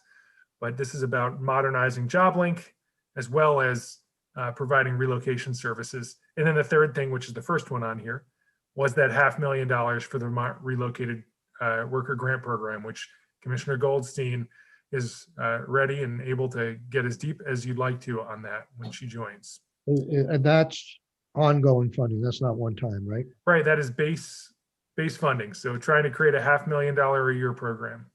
Hey, we've had some real. Wait, may I just ask a question, Ted? Or Yeah. Michael, can you see me? I don't think you can. No, I can. Go ahead. So Ted, I'm just curious why the relocated worker is under reemployment. You know, I think it's because it's about workforce. Yeah, it is sort of, but it's a little different. I mean, anyway, it's just curious. If reemployment, I mean, sort of our partnership with CCV and VTC about further training people on UI, that to me would be under reemployment because that upskills, that work we did at the end of the year. That anyway, it doesn't matter. But I just am curious, but that our relocation program is there. Yeah, the theory was that once we've recovered, ideally we're going to go to the position where we need more workers than we have. So that's why it's there. But I hear you. It's not as clear as reemploying those that are on unemployment. Yep. Right. Or still in. Then we get to the big meat of this, which is reinvestment. And Nathan, are you able to take us down just a little so you can see the whole reinvestment, the 3 lines? Great. Right. I think a lot of this you've already seen, but I want to walk through each one and just take the questions as needed. We've broken these down into 3 categories: community investments, housing for all, and accelerating the business climate.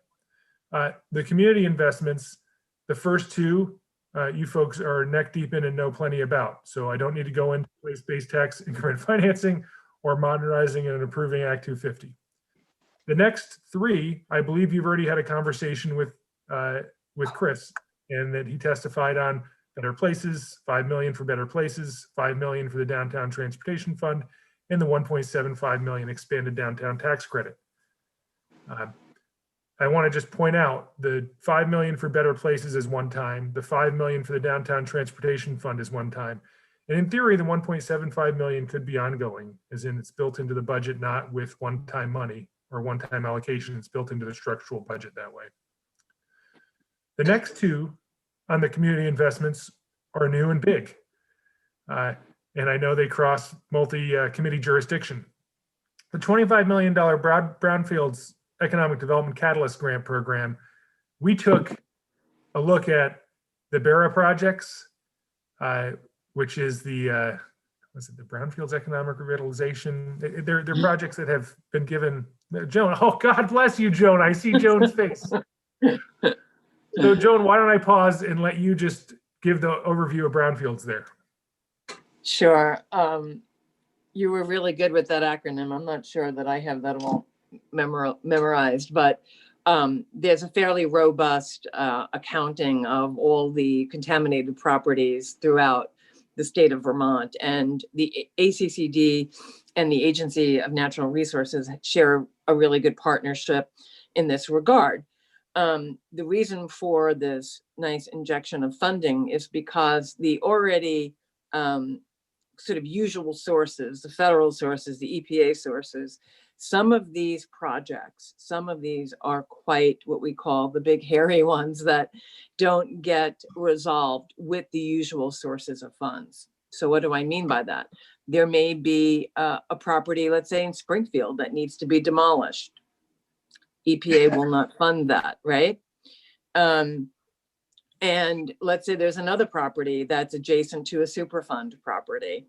There's pre-development costs that anyone coming in would need to resolve and build up in order to build on the site. So we want to expedite that. We don't want those to continue to be stalled forever and ever and not realize the full grand list value that those properties have the capability of becoming. So it really is a catalyst fund. I don't know if that name stuck with it, but it really meant to be the catalyst that these would fill gaps that otherwise won't get filled and therefore won't get redeveloped into housing or economic development operations, or even if it's a park or green space. So that's the impetus behind this ask. There is already a Brownfields redevelopment fund that is set in statute, and we would fund into that. And then A&R's got their portion. We're splitting that. Right. And may I ask a question, Michael? It's all one time? Yes. That's one time. And how many brownfields are not fully resolved right now, Joan? Oh my God, there's a list in A&R that is so large. I want to say there's hundreds, but the ones that we identified on, I think that there's a policy piece that you have in front of you. We have some sort of like 20 that are like really expensive, like really very big gaps that would need this. And we would prioritize the ones that are, I don't want to say shovel ready, but kind of really would be catalyzed by this bucket of funding to get something to happen. Joan, this is Becca. Do you have a readily available list of those sites that you could share with us? This is not something we've dealt with a lot in our committee. I just love a little bit more background and context. Absolutely. I think I have that at the ready. I just have to figure out where, but I can get that to you. And we could go through that in detail. I mean, we've got people that are so well versed, the scientists in A&R, about the contaminations, about whether or not certain sites have reached the limit of EPA funding. When you think about it, all you could apply to at any one time is like $200,000, and some of these fixes need millions. So yeah, I'd be happy to share that. So does Senator Ballen's right? We haven't dealt with this much in this committee. How does this work? How do you pick which ones you're going to develop, and do they sometimes just mean cleaning up the site, or are they always accompanied by a detailed plan about how the property is going to be further developed? Yeah, the way the limited liability program works now, there are two acronyms you're going to hear. BRELA, the other one is BERA. So BRELA is basically a limited liability program for an innocent purchaser. So somebody wants to come in and redevelop it. They had nothing to do with the contamination. So we would work with them to enroll in what we call BRELA. And what does that mean? It means that there are assessments that take place. There is a corrective action plan that takes place the corrective action plan is something that is unique to that redevelopment plan. And so once they have that in place, then we can go after funding. The corrective action plan basically tells you how much it's going to cost, or approximates how much it would cost to remediate the contamination that's in the ground or in the vapor in the air. So typically in the past, the way these have been funded is who's got a corrective action plan. Some are along the path already have identified costs. Others would have to go through that. These are long-term projects, right? There are assessments, there are testing pits, there's any number of exercises to take place. That's BRELA, right? That helps the innocent purchaser who wants to come in and do something valuable. The BERA program is sort of an interagency task force that identifies big projects that encompass many agencies. So it's ANR, Agency of Commerce, Agency of Transportation, the rail hub, let's say, in Burlington. Like, how do we remediate some of these things? And we put them on a kind of prioritization that if there is a corrective action plan in place, or there is an identified purchaser or tenant, this is what has to happen in order to protect human life. They are already prioritized for permitting. The problem is the gap in funding. So there are procedures already in place in terms of prioritization. We've also added an overlay, which is each region of the state has been submitting to us what their priority projects are. And in many cases, these brownfields projects are on that priority list. So we get regional buy-in. It's not something the state just decides independently. There's a process in place. I mean, we currently at the agency get some EPA funded. We've gotten, in the last couple of years, probably close to $2 million. And so has the Agency of Natural Resources, so has some of the regional planning commissions. And still, when we piece all these together, there are these large gaps. So what probably makes sense is to come in together with ANR to kind of talk about the methodology and the lists. I mean, when we were putting together the rationale for this, we were reviewing pretty large lists to figure out what was best. Some people on the list, it might cost $50,000 to redevelop, smaller amounts, but we picked out and identified some of the largest, most difficult projects that also have the most potential for some good things to happen on there, some grand list boost and job creation, housing. So is this an ongoing, I know this is one-time money, but is there some base funding that goes into brownfields in the budget every year?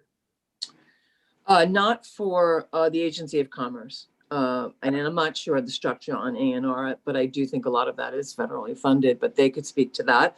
But no, we do not. We have one person, actually a half-time person that works on the brownfields grants that we get federally, but it's all federally funded at this point. We don't have state funding for it. But there is ongoing funding in ANR. You know what? I'm not as familiar with their budget, so I can't speak to that. So they could. They said when we come in, we could talk about that. Can I ask a tangential question, Mr. Chair? Go ahead. Okay, thanks. Because I just don't know exactly where this would fit in, but I was thinking when we talk about are we using kind of past experiences and data to inform where we should invest? This wasn't a physical infrastructure project, but I'm just recalling that I believe about 6 of our regions were finalists for money from the Working Communities Challenge Grant from the Federal Reserve Bank, and places like the Northeast Kingdom didn't end up getting selected.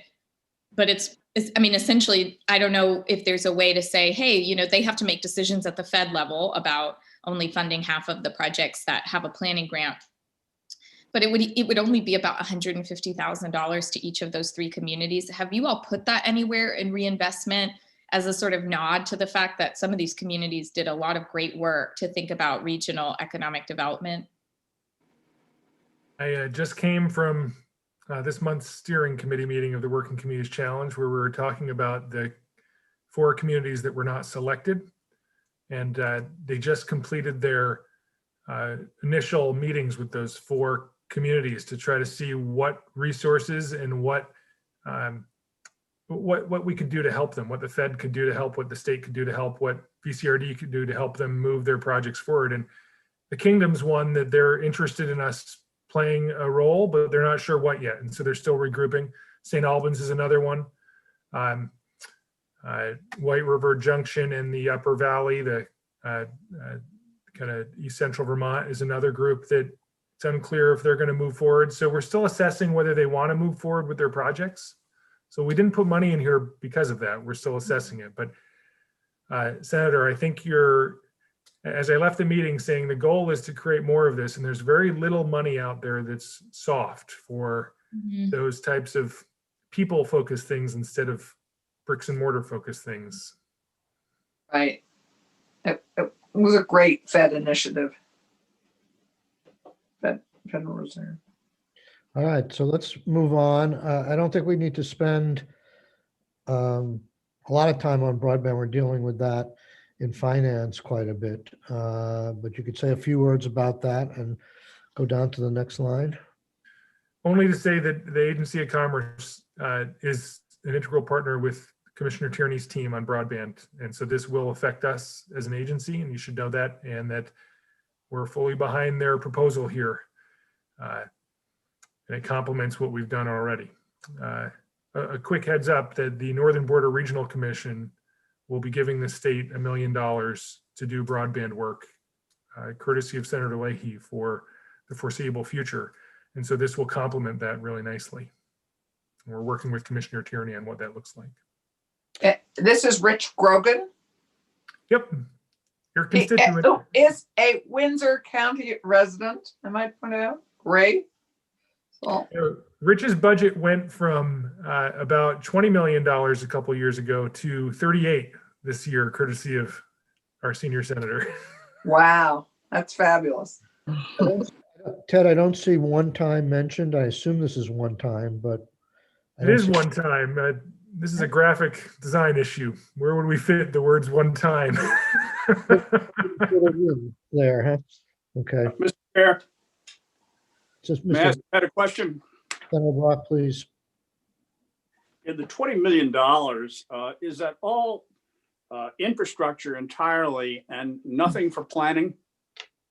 No, there is some planning money in there. The most notable is I think there's $1.5 million for a pole harvest study, which I know you've dealt with in Senate Finance quite a bit. So there is at the very least. Beyond that? I don't believe there's a specific proposed set aside for like CUD planning or something. I think this was supposed to be development money.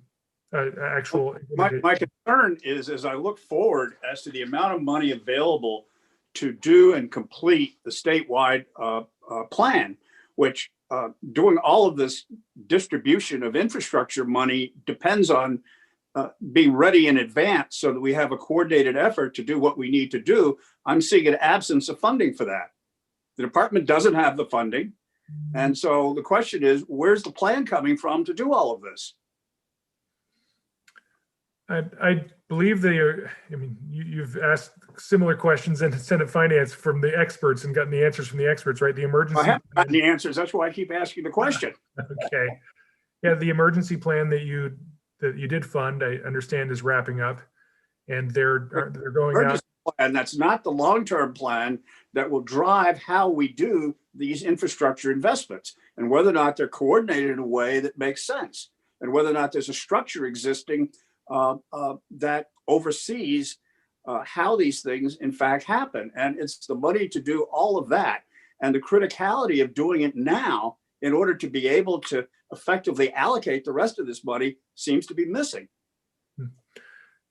My observation is that the program that we're proposing here responds to the consumer needs. So the last mile extension is really based on the consumer's requests.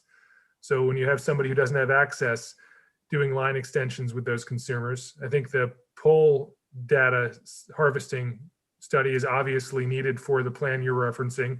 And then the loan and grant programs would be deployed based on the state's priority plans and would be would be these decisions would be made by an independent board. And the proposal that Commissioner Tierney's put forward actually creates an independent board with appointees from the legislature, the governor, both bodies of the legislature and the governor. So I do think that the intention is to both meet people where they are today, where they need the immediate service, and to fund proposals that come out of our planning efforts. But point well taken. Okay, we've got about 15 minutes. We've heard from Josh on and VHCB on housing for all. Can we just move down to the last line where we haven't heard much about any of those things, though we did hear about the tax exemption and finance yesterday. So I don't know that we need to spend much time on that one, but the other 4 items on that line, if you can go through them. Kamish, I think that might be you. Sure. So this is the technology-based economic development / UVM Office of Engagement. So you may remember last year, it feels like a million years ago, but at the beginning of 2020, we also proposed what we're calling technology-based economic development program. And so essentially what this is look, let's plant some seeds for the future. There's some good ideas coming out of universities and elsewhere. And how do we help spur additional, what we call small business innovation research, SBIR grants, and how do we get the technical assistance to them? And we want to couple that with the effort by UVM to do more with industry in their UVM Office of Engagement. So the combination is meant to let's utilize that university to its fullest extent. And so that means everything from, there might be research that industry needs to tap into, not even aware of their capabilities. How do we help, let's say Chroma Technology needs some assistance in something, and perhaps the chemistry department at UVM could help, or doctoral candidates. So it's really ways to explore that in a much more emphatic fashion, but we're including we're dusting off the technology-based economic development from last year. How does that make sense on a one-time basis? Right. That's my question, Michael. Yeah. Well, we've had a hard time with, we've tried other avenues to at least jumpstart this. And the other avenues are, EDA funds. There was an innovation challenge. We did not get funded for that. We tried 2 years in a row. So we have tried other avenues. There's also an SBA VAST grant we tried for, we could not get. So even though it's one-time money, that one-time money, for example, on the SBIR grants, if there's a good idea coming out of university and they get funded by SBIR and we've helped them through technical assistance and we could match grant, if we could create new businesses that are job creating entities in the state, look, even if it's one time, that's good progress. Because right now, the state is a laggard in being able to get those SBIR grants. In terms of the university and developing their engagement office, I think that there is some value to be had, even if it is on a project basis, whether it's utilizing their expertise and their data science, whatever resources that they have to bear. So, we can think of this as, let's test this. Let's see if this is, some good things started as one-time money, remember? Oh, micro business. Switch back. Let's go back. Michael, may I ask a question on this? Please. So we could easily make this a revolving fund too. I mean, if for X investment, we get Y%, once they hit X threshold of profitability, it strikes me that we could design this as something that could conceivably become a revolving seed fund for investment. I see what you're saying. Like if there's an exit, let's say, if they get sold. Yeah. Well, exit, if it's sold, I mean, heavens, so many of them are sold, and but also when they hit certain thresholds of profitability that we would. What makes this unique to the state? Time investment into a revolving fund. The state government that UVM wouldn't come in and ask for this. Are you essentially going to give this money over to UVM to parlay whatever else they're doing? And why aren't they just asking for that in their appropriation as opposed to coming at it from two different? Well, yeah, I think there are benefits to working together rather than a standalone separate entity going after sort of economic development initiatives. So this is a way to better coordinate. The other thing is that the state would tap into the expertise of UVM to better effect.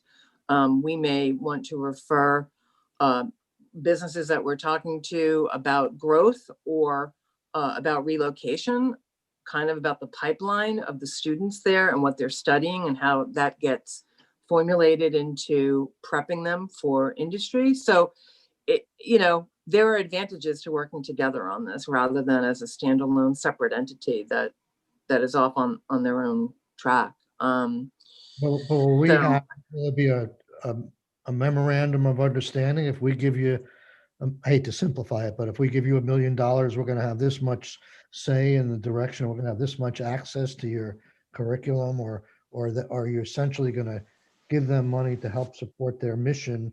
And why are we doing it separately from their $40 million or whatever they get from us each year? I think the way we've envisioned this is that it would be kind of a sub-grant relationship with some goals and outcomes and expectations, and then monitor it so we could see whether or not there are some good outcomes. MOU, I didn't think of. I mean, it might be simpler, but grant is typically the way we do, a bit of a pass through. Okay, thank you. Let's go on to the $10 million one. This is all one-time money? The $10 million is actually, I think because it's shaded means it's not coming directly to us. I think this is going through A&R, but I don't know if Deputy Secretary Brady, you have more information on that. Yep, it's $10 million, two separate proposals, $5 million to refund the Vermont Outdoor Recreation Economic Collaborative Community Grant Program, which you spent some time on last year or the year before. I think it might have been the year before, which has really sparked some innovative, neat things happening in these communities. And then another $5 million to help communities actually invest in their outdoor recreation assets. So when we look at these trailheads that are overrun with cars right now, when we look at signage and things like that that is lacking, trying to actually make upgrades to some of the outdoor rec economy assets. I'm drawing a blank on the first one. VORECCGP. So we funded that in the past. We took a year off. We did a $100,000 pilot 2 years ago. That the Forest Parks and Rec Office and our community revitalization folks, Chris Cochran and his team, collaborate on making these grants to communities. And they were, I think, Newport, Randolph, God, that might be it. We might have just done 2 communities. And they received grants to help them kind of amplify their hub. And the concept was we were going to develop this designation program, like a downtown designation that says, you're an outdoor recreation community. And with that, you get kind of this signage package, you get this additional planning assistance that comes along with it. And this would really scale that beyond, a $50,000 grant to Newport. It would make it so that the community can do some exciting things. Hey, give me an example. Yeah. I mean, if you're going to give $1 million grant, what would it be for under the auspices? I remember, we were giving businesses like the mountain biking in the Northeast Kingdom, the mountain biking destination place that's been very successful. I think we may have helped, but what kind of things would fall under this? Would it be like the equivalent of the Working Lands Enterprise Fund, but now for recreation, outdoor recreation purposes? Well, not quite, because the economic collaborative grants would be going to the community for the community to build their outdoor rec economy. And so sometimes that might take some planning money. Sometimes that might be wayfinding and signage. Sometimes that might be actual improvements to a specific outdoor recreation asset. Sometimes it might be networking a bunch of businesses together. So it's really broad. Imagine if you looked at the Lamoille Valley Rail Trail and you created some sort of a designation along that entire rail trail of those communities and linked them better together through mapping, through infrastructure, silly things like, where do you fill up and change your bike tire? But they're really important when you look at attracting tens of thousands of bikers. So those are some real concrete examples. And I think Jessica Savage and her team at Forest Parks and Rec could give you a much deeper look at it. Okay. So the 300,000, thank you. The $300,000, the only question I have there is, how could this be one time? You're not going to open an office and then shut it down the next year, are you? No, we wouldn't open up an office. That would be, what we would do is do an RFP and get a consultancy to establish us better in the Montreal and Quebec market. We could only do so much from Montpelier, and in order to kind of be in the know and be in the pipeline of the businesses that are in Quebec and want a US foothold, why not Vermont? In many cases, they do consider Vermont, but in order to be in the market, we would want to hire a consultant to actually be up there and give us those leads and develop those leads, and not just in the business community, but also the government community, and help us from the foreign direct investment side, but also on the export development side. It's the most important market for Vermont when we think about foreign direct investment, and it's very, very difficult to cover it from Montpelier. It'd be much better if there was more of a presence in the market. We expect that money would last us probably for a 2-year engagement. And at the time, we could then determine whether or not that is paying off enough to sustain an actual presence. So it's really to set it up. Got it. Okay. Yes. Yes, Senator Clarkson. So would this be under Tim's, would this be an expansion of Tim's department? Correct. Like right now, right now the border is closed, right? But as soon as the border opens, we think that there's a way for us to really work much, much more readily on everything from trade missions to, the aerospace shows that occur up there to compete with Plattsburgh. I know Plattsburgh has a presence, and New Hampshire is much more active in this area than Maine. So like when they're thinking about coming to the US, they think about the North Country, and let's be present. Let's be in the know. Let's hold either trade missions or events and bring Vermonters up to talk about how they did make that move into Vermont and how great it is to do business there. I know the governor is very interested, and as soon as the border opens, we want to open this up in a much more energetic fashion. Yes, Tim would still be our liaison here in Montreal. Tim Tierney. Yes, yeah. Tim Tierney.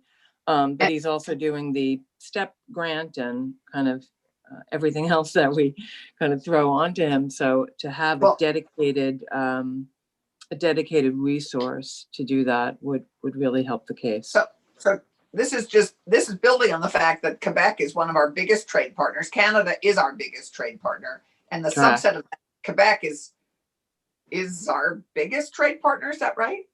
That is correct. And Quebec, in addition, to being the biggest trade partner, they have an aerospace. There's an aerospace corridor from Quebec down through Connecticut, and in Vermont there are a number of subcontractors, and to the extent that some of those aerospace manufacturers want a U.S. presence to work with U.S. government entities, the U.S. location is important for them, and Vermont needs to be that place that they decide to locate. And we need to be more competitive, and this will help us. This will boost our presence. Okay, we got a couple of more minutes. Let's just talk about working lands for a second. Mr. Chair, Randy had his hand up. We both put our hands up because we thought that might help. It's hard to see when the things up. Who was first? Senator Brock. Senator Brock, you're on mute. You're muted. I think you may have answered my question by your question, Mr. Chair, because I was also concerned about the $300,000 Montreal operation. I think I'm satisfied with the answer. Senator Ram.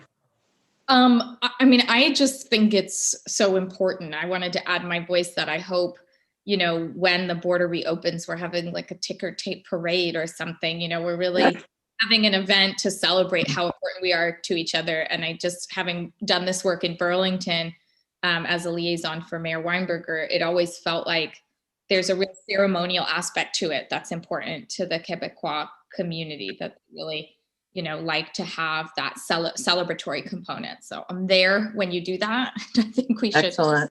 funding that. We're going to Bring out all the pomp. Yes. we're gonna stop at Senator Brock's house in Swanton for lunch on our way. If we could talk about the $3 million of working lands, and we'll wrap it up after that. Great. So this is a one-time $3 million increase in the Working Lands Enterprise budget.